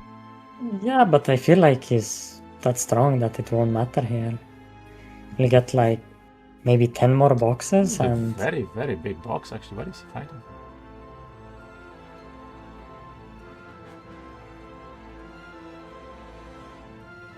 like he's already up to 48 rivers. Okay, I mean, he is doing a lot of damage. He has decent stats as well, to be honest, and he does find himself another worm box. Gets another free level up, which means his skill tree is close to perfection here, and he does find a lot of content that he can still do this turn. Chooses to skip the Nightshade scroll, though.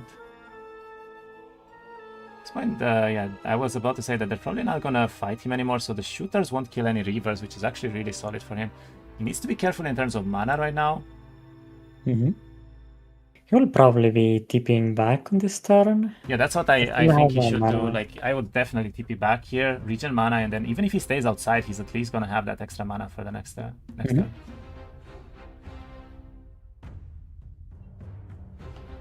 He still definitely has mana for one more extra dimension door. And then that's basically all the mana that he needs here. Also for the TP back to town, I guess. Yeah, Lelouch has 2 worm boxes, 2 3 Hive Queen boxes, so he's not doing that poorly either. He does have a lot of firebursts too, but will it be enough? What is this fight for? Another big box here. Actually, there is a Celestial Spire, so maybe it's not that big. Yeah, it's only reavers. The Celestial Spires don't make any sense sometimes with how much value they add to everything. Yeah, but sometimes they can be a really nice addition to your army. For example, if you have like a dimension door that you just want to pick up, you don't need to TP back to your town. And alright, Rito did, by the way, go back to his town. He instantly ground sites. He's looking for more boxes right now. And look at that army. He found another queen box. He found another 3 river boxes that turn. It's up to 80 right now. This is crazy good for him. And look at this play from Rito, by the way. This is beautiful. He actually upgraded instantly as soon as he picked up that town towards the river upgrade, and he managed to get this upgrade in time right now. And he's going to pick up at least 4 more boxes on this turn. Probably, yeah. I mean, he sees them with ground sight, right? So he's just gonna go straight for them, and look at that.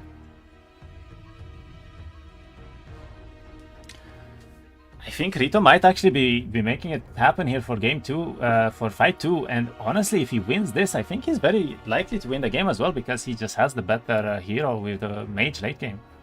Yeah. Also, it's kind of funny how the rivers interact with his spell. He can take like 5 consecutive turns with his rivers. Maybe even more due to morale, actually. How does morale work on the... It's 4 turns and then he goes again, right? So 6 turns technically. Yeah. Look at that damage though. These rivers are insane. I mean, they will one-shot anything. And yeah, he's just bleeding away these naiads. Oh, 60 worms all of a sudden.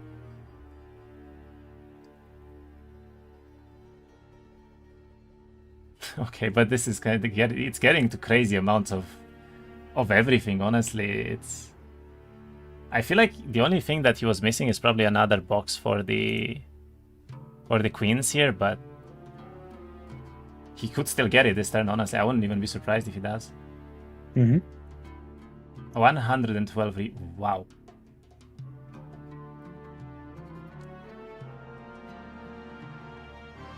And yeah, let's pick another. Yeah, this is somewhat on the side what you would expect for the second week on average, I think. It's a fairly solid army. Doesn't really find anything else to do, which is a bit unfortunate for him because he did have extra moves here, but I guess he could try to grab these extra stats or just some extra army overall and just goes back, upgrades, and yeah. It's probably enough. Honestly, I think this wins this fight, but let's see, what exactly does Lelouch have here? It's honestly looking the same. I mean, he found another worm box. He did find 3 river boxes too. That can be decent for him. But it's not upgraded. Yeah, I feel like Rito's upgraded rivers will just run over him here. He'd go towards the Naiads as well, and he's building Pyre. He's actually making biome investments right now, which is interesting. Not sure how much I like that. I don't think the biome army will matter here almost at all. And we have the final fight here happening. Did Rito upgrade his rivers? I don't believe he did. I actually don't think Rito upgraded his rivers.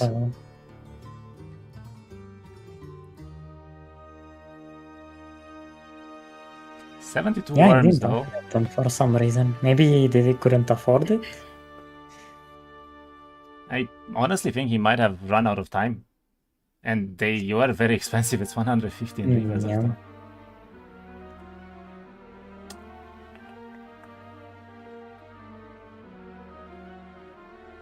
What will he go for here? I mean, the Raph's Tide is a solid cast.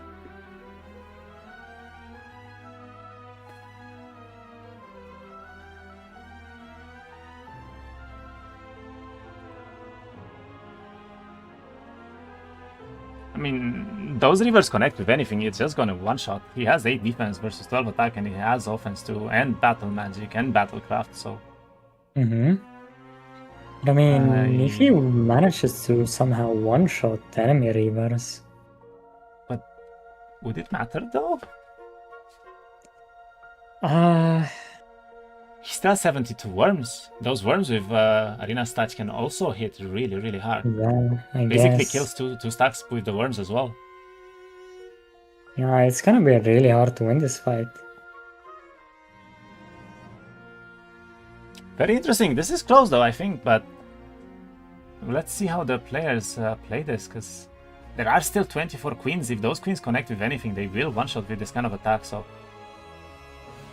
Problem is, they are slower than the Reavers, and I don't think he's gonna be able to kill these Reavers. It's kind of mispositioned as well with his own Reavers on the top, so only the Fireburst can basically connect right now. He'll probably hit with the Reavers into the worms. I would have to imagine. But that kills his own Reavers instantly, and then what does he have? Just the queens? And Rito's Reavers will kill the queens. And then... I wonder if he's forced to take the retaliation maybe for them with the Phoenixes. The Phoenixes themselves are not that much value here, actually. I mean, let's go to Rito's side here and see what's gonna happen, but... I feel like this waiting was really bad for him here. Because he now... kills 24 queens, man. Yeah. No, this is not close. I'm sorry, but he's just gonna haste arena stats and he kills all the queens and all the worms instantly. Yeah. It's... That's why he should have gone in here. Yeah, I mean, everything that he touches is just dead. Except for the golems from the Reavers. Yeah. It's so many Reavers, though. This is crazy. Could probably haste and Shade Cloak as well, which could actually be a good play for him too. But I think it's a haste cast and he hit every time. No, maybe haste and bless even. He can't cast the haste and Ariana's touch on the same cast because both are daylight spells.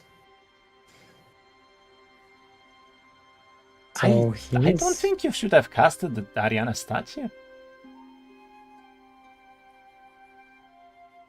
I would have cast it on the worms, actually. Oh, I understand what he did.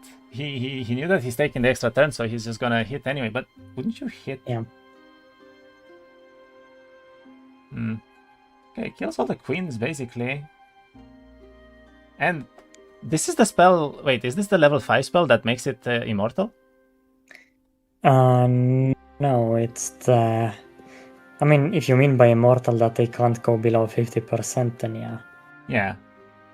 And there's the queens. But for every time you take damage, you lose duration, so... Okay, Rito won this somehow.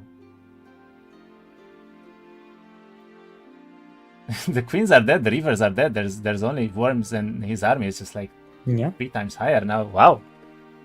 Crazy. I don't know, is there a way for Lelouch to come back here? No, not really. I don't think there is. As I said before, right, it's the hero specialty plus the fact that he has Thaumaturgy, so the Fireball from Falor, they don't do anything with 10 power at this point, so... Yeah, you would have to do more to win as Lelouch here. Although he does have the red orb, so technically for the next fight, if he manages to somehow catch up in army, he could just kill him before the mage can start casting their spells. I mean, maybe. He is having some army investments in his town, so let's see, maybe there is a chance, but...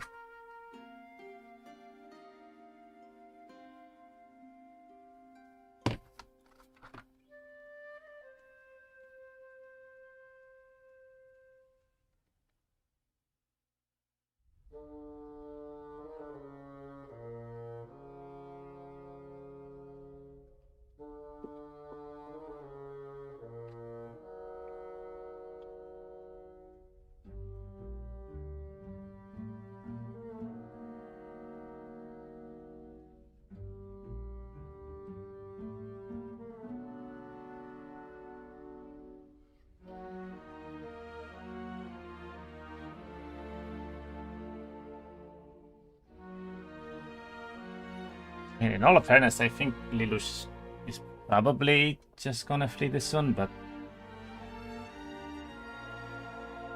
not sure what his game plan here is. The only way... I mean, he has to find his own army, but Because Rito has this advantage in control spells. He's gonna just spiral out of control. He's gonna have double the army he has at this point already. Morale and luck strike on almost all the units. Oh yeah, Rito. I mean, he basically killed nothing, right? Like the worm stack's fully up, the river stack is barely touched, and he lost his entire army. So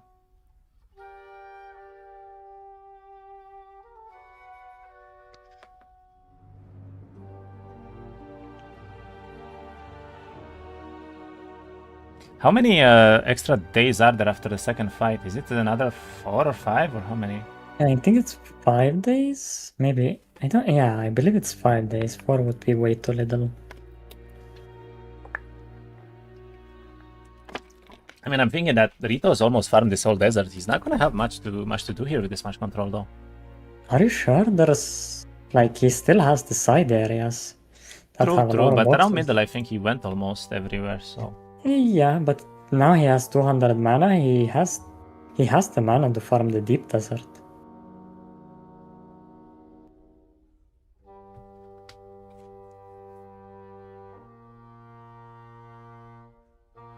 ooh, that does a lot of damage. Ooh, the Naiad's packing a punch. But yeah, now he's gonna cast the Nairas. Not the Nairas. Cast a Daylight spell on the worms and... Oh yeah, these Arianas. Cast Arianas on the worms and just one shot to do big left stacks and it's over.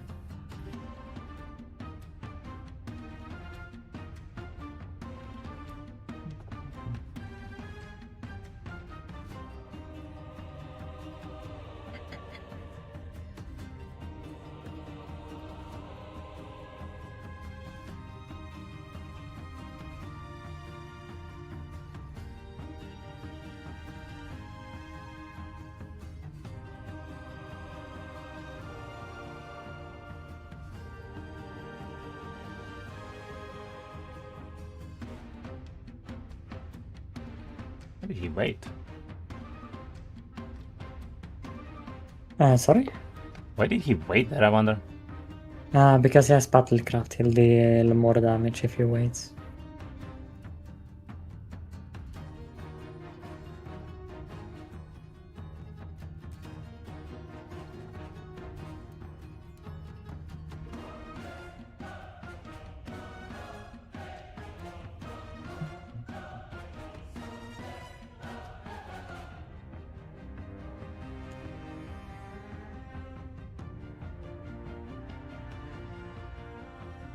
Okay, yeah, he one-shots pretty much now, but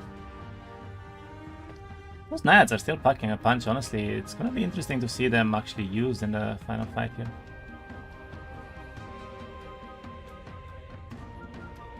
He awakens them. Clone. Yeah, use the last focus he can on these Naiads. That will disappear on the next turn anyways. To get a bigger heroic strike, and I'm not even sure what he will try to target here.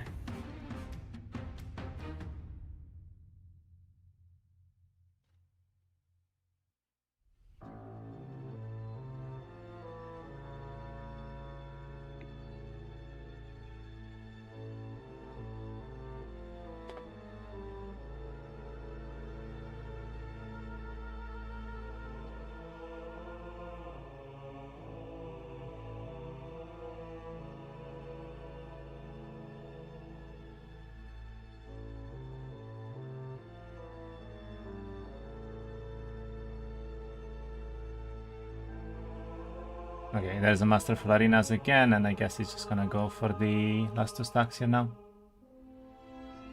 I mean, he just has to kill the golems here, the Naiads will disappear on the next turn because of they are the clone. Yeah, and I think he can actually Ice Bolt the initiative away from the worms too, so he can probably even hit twice here.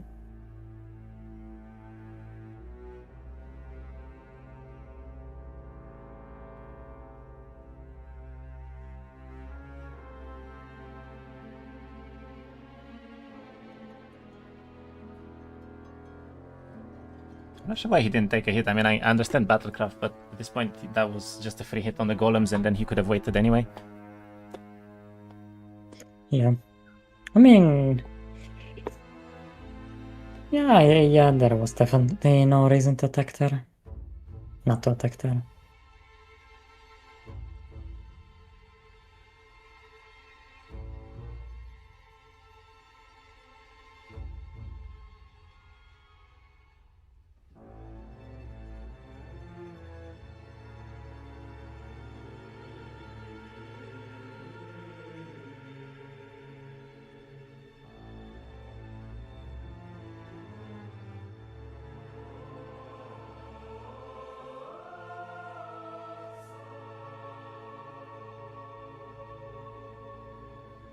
He low morale than the worms, actually. The worms are sad. Okay, Yeah, that's 1-1, and Rito brings it back, actually, and now he's already investing into flight as well. I mean, this is gonna be crazy. He's gonna have full flight probably before Lelouch even gets DD.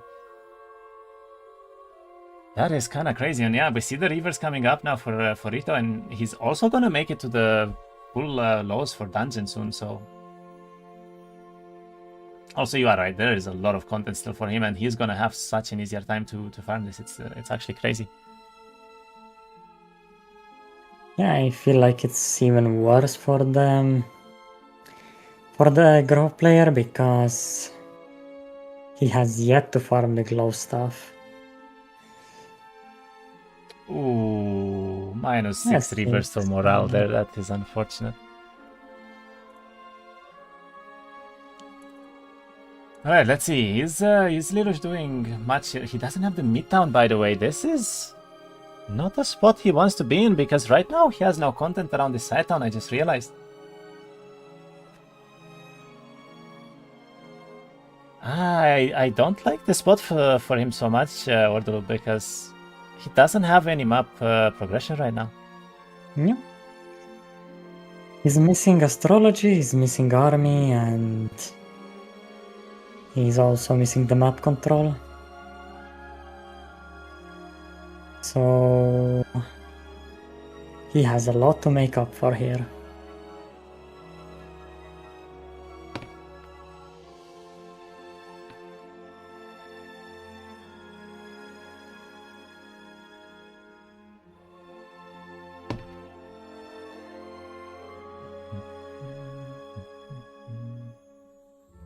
I mean, I suppose he could pop the tree now. He has the birds built, right? So he's gonna get a little bit of extra army from Grove, but okay, he does have a DD, but it's only just a base DD right now.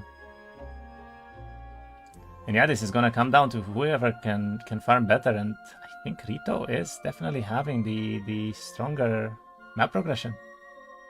Yeah, if you look at Lelouch, he isn't doing much on these turns, actually. He just used the white tree on this turn, and that's basically it. Didn't do almost anything else. While Rito over here picked up two worm boxes and one river box.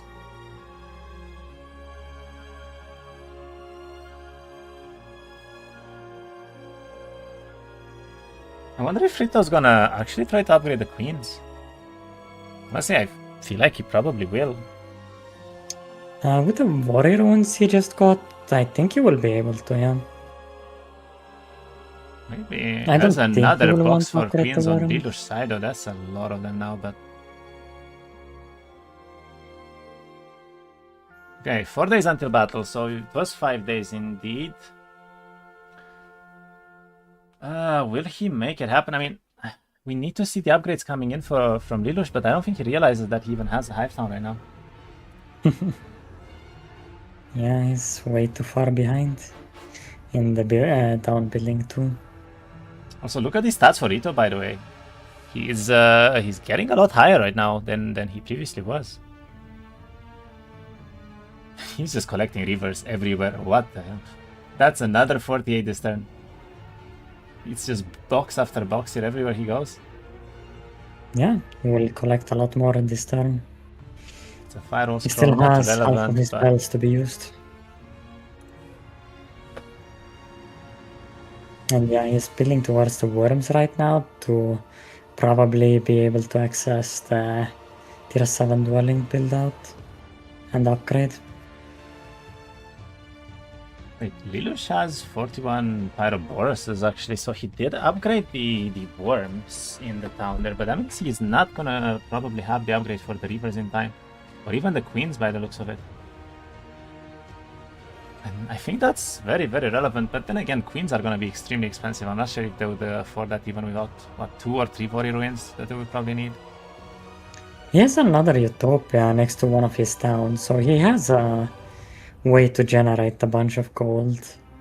And if it's a big Utopia, then it will help a lot with it. 122 Pyroboruses worms right now for Rito. That is a lot of worms. But he keeps bleeding away these rivers to these small fights, sadly. I think he only lost 6 so far.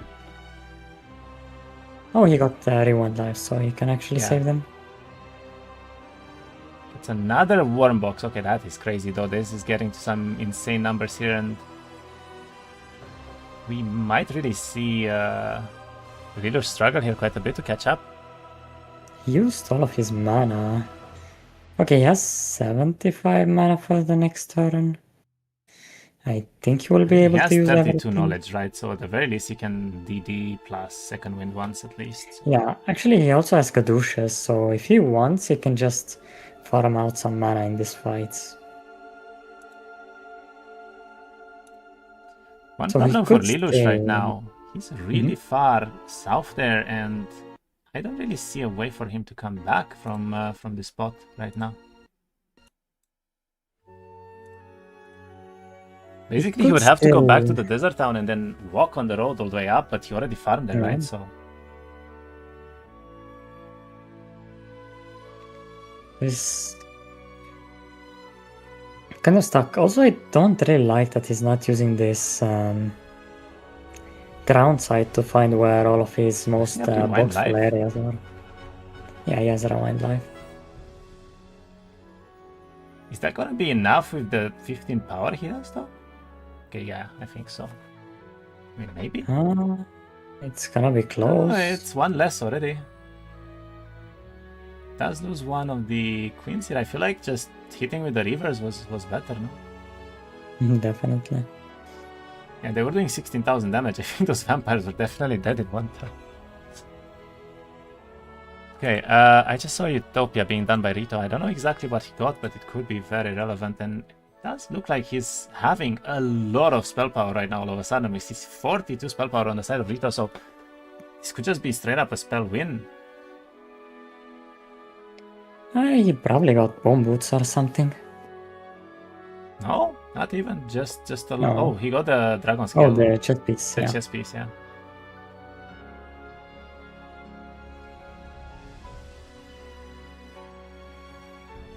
This is a double box to the left side, so... Okay, he's looking at Caduceus, so he knows that he's out of mana, and he's probably gonna try to farm mana here for a little bit. So yeah, but the next turns are gonna be longer, because he's gonna have to spend a lot of time in the fight just farming mana. I mean, I think it's okay. At the end of the day, it's just 2 turns left, right? So he gets mana this turn, he stays in a town somewhere, he gets all of it, and he has a Soul Color Ring, by the way, as well, so this could be quite relevant against Lelouch. Looks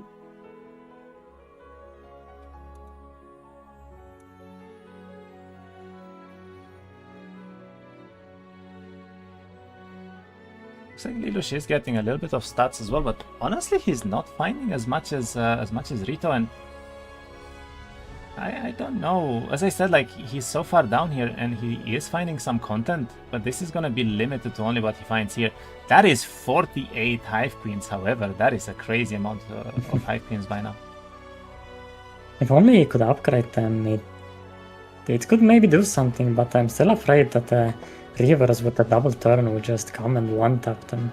Yeah, honestly, it's very likely to happen, but it is a lot. He has a lot of Reavers by himself now, not as many as Rito, of course, but...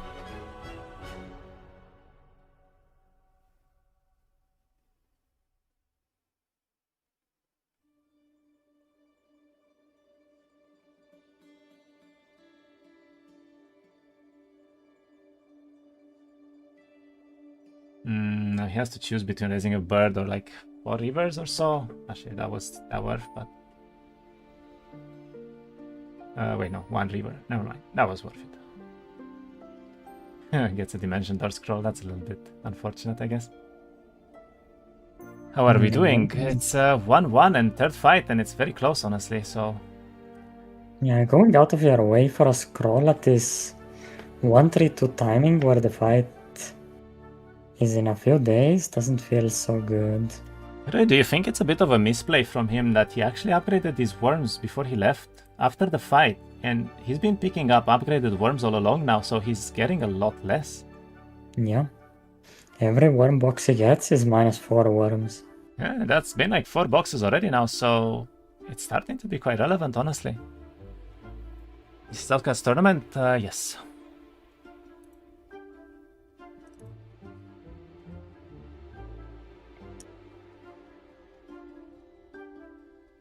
Rito is still going around with no mana in the Caduceus. Just he's just farming everything at this point. But I do think he definitely wants to spend the last turn here in one of those side towns. Either the one in his biome actually might be a good pick, or the one in desert, just to have a little bit more space to work with there, because now it's just what you find like walking in a straight line towards the end of the biome, right? So Yeah. It'd be nice if you went back and farmed like from the bottom desert area.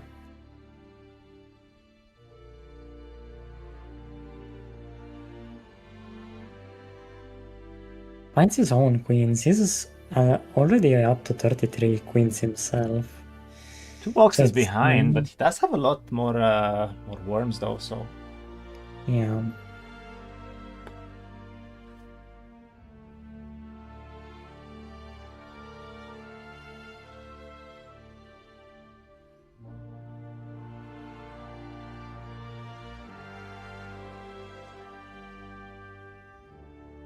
I mean, I still gotta give this to Rito. I think his setup is just better here though, like it's just so much better, honestly. Yep, better in every single way. He has almost. 250 rivers. What are we watching? Oh my god, that's a lot of rivers. He does still have a lot of content here, but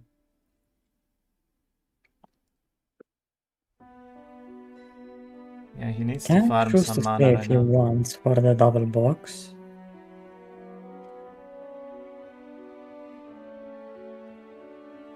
He's just giving some army up, I guess, for just extra mana. Smart. Up to 33 now again, so he chooses to stay. He wants to stay, and he finds a Utopia here. Honestly, that's already pretty good for him. Like, if he finds some best in slot artists right now, that could be huge. Yeah, Does and not he go has +2 levels for from those for all of his spells. He didn't upgrade the queens, by the way. He went for the other one, I think. Yeah. I'm worried if he's going to be able to upgrade all of these. This is not going to be a cheap upgrade. Sells the soul collars. Interesting. What is he? Wait, what is he wearing? Is that a flask ring? I don't think it is. Which one do you mean? The one he had equipped on the left there. The ring. Yeah. It's the popper set one that gives you. What does it give you again? Is it 1 power?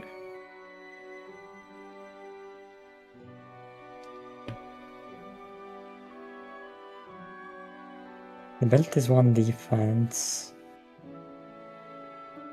I can't recall what it is exactly. He's so. I mean, it's probably smart to even pick up gold there because, like, he needs to upgrade 170 worms and 144 rivers. I mean, I would even be happy to just drop most of this dungeon meat.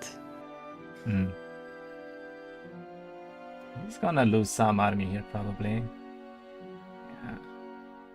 Yeah. Except up a. I mean, he has a life. He has a lot of mana, actually, so 51 power, by the way. Okay, one day until battle. This is gonna be very important right now for them to not screw up this turn, because if they do, it's gonna be really, really bad for them. But ooh, and Rito finds a primal tome. This means that he can make a unit shoot twice or attack twice and move twice as well. So a unit can attack 4 times per turn.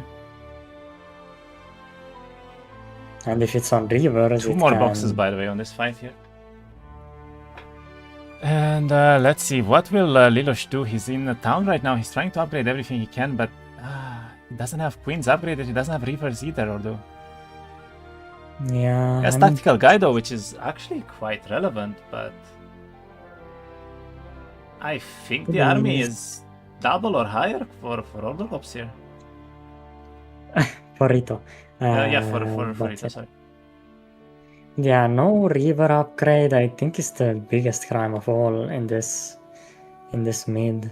He has a lot of initiative, by the way. He has upgraded Melchias with the ring, and then he's gonna have the birds too, so... Yeah. He might... I mean, if he can connect with everything, maybe.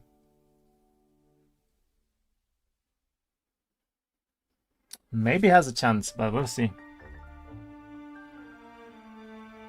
Also, there is still a good chance that Rito is just going to time out here, because he has so much content to do. Yeah, maybe. He found the Warrior Ruins, I guess. But it still has 2 minutes timer left, so I think he will be able to manage. And by the way, 49 Hive Queens now as well here.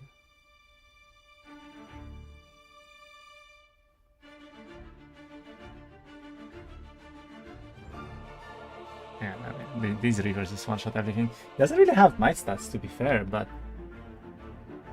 he needs to go back 18 seconds. He's up the luck. That's pretty good. 8 seconds, Rito. You are running out of time, my friend. Oh wait, he didn't take the fight. Oh wait, no, I'm looking at the wrong timer. He still has a minute. Yeah. What am I talking about?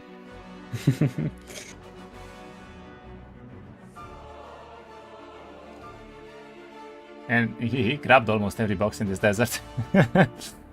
Straight up almost every box in this desert grab, that's crazy. I mean, technically, he still has the bottom right side to be farmed. Ooh, one last box for the roads. Gets up to 184 worms on week 3. I mean, now, this is an army you won't want to meet. Is he splitting the rivers in 2? I think the rivers. Yeah, he's upgrading the Popper's items just because he wants the extra morale, I guess, and luck. He doesn't really have spells, though. I don't know. Honestly, I would have liked for him to actually pick up some spells in the towns here, because right now... I mean, he has the primal tome. But is that enough versus... I mean, it might be. It definitely has all level 4 primal, and he has also the Spellbinder hat, no? So he has all tier 5 spells here. Okay, he's trying to trade with 10 seconds, but that's not gonna happen. I know what he's doing here.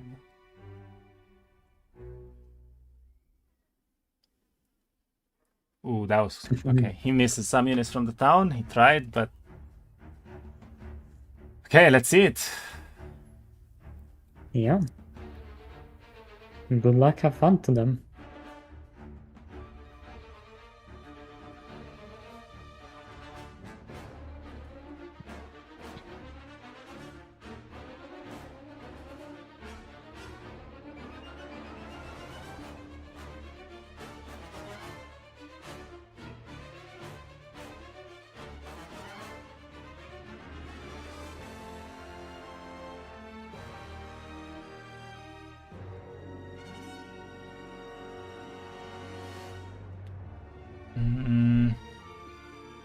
Okay, Lelouch is going first, which is very important right now.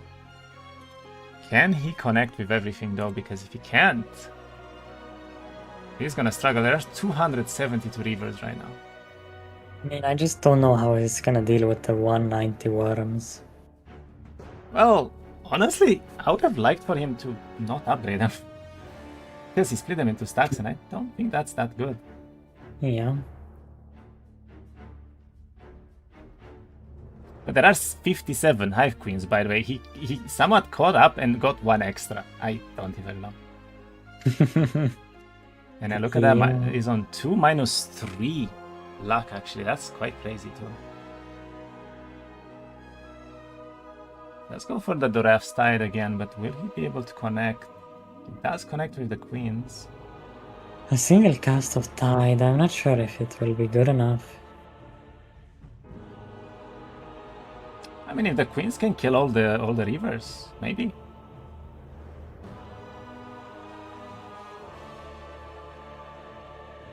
But then, what do you do with the enemy Queens, though? I think that's the bigger problem. Then the enemy Queens are just going to kill everything. That kills 21. That is quite a bit.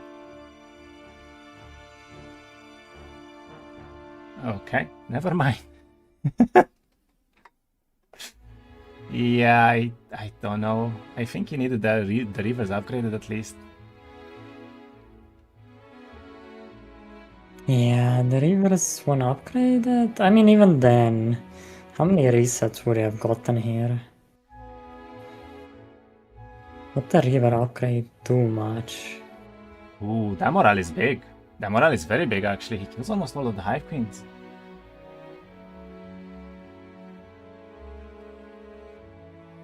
Okay, this is still very close, right? I mean, Rito's gonna come in with 2 casts and probably kills everything, but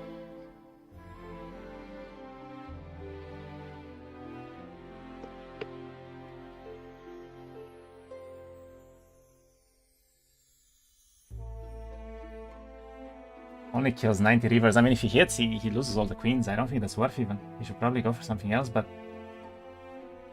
if he doesn't, yeah. I think I should have used ability.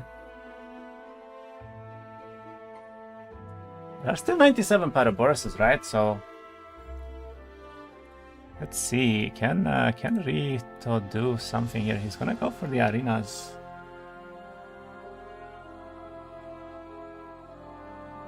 Wait, what did he do? He cast arenas on the Reavers and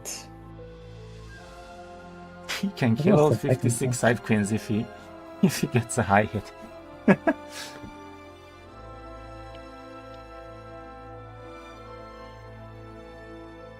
Oh, he even has Coup de Grace level 4 actually. I mean, okay, no, that is the end. yeah. Shadow Army goes in, one-shots and one-shots. Okay. Well, there was an army on the enemy side. There used to be, yeah. There is no longer an army on the enemy side.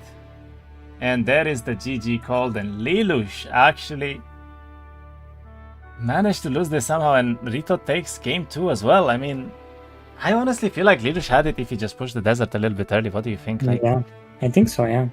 He stayed in biome for 3 turns there. Yeah, he over-invested. The biome army didn't do much here.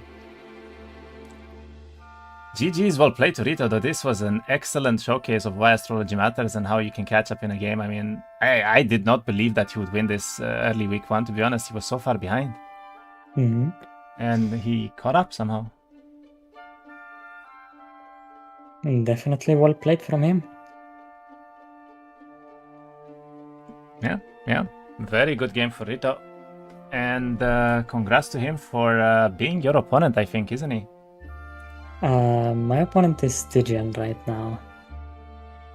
So Alright, Rito is further below in the bracket. So your opponent is going to be Stygian, and then Rito is going to be versus Beastie or Kubon, which will be, I think, next week. Alright, great series though. I definitely enjoyed that one. I would have liked the third game still, but what can you do? And by the way, if anyone wants to see the bracket, it's gonna be in the chat right now, alongside with all of the next games that we'll have. So Hope everyone enjoyed these games. Still want And to do some health tides. yeah, we never get a health tide, huh? But yeah, thank you so much, Ardlos, for joining me as well. Yeah. Very much appreciated Thanks to for have having you. me. It's And fun. great casting as usual. And yeah, thank you everyone for watching. See you all next time, which will be on Sunday. And I hope everyone enjoyed the games and have a great evening, everyone.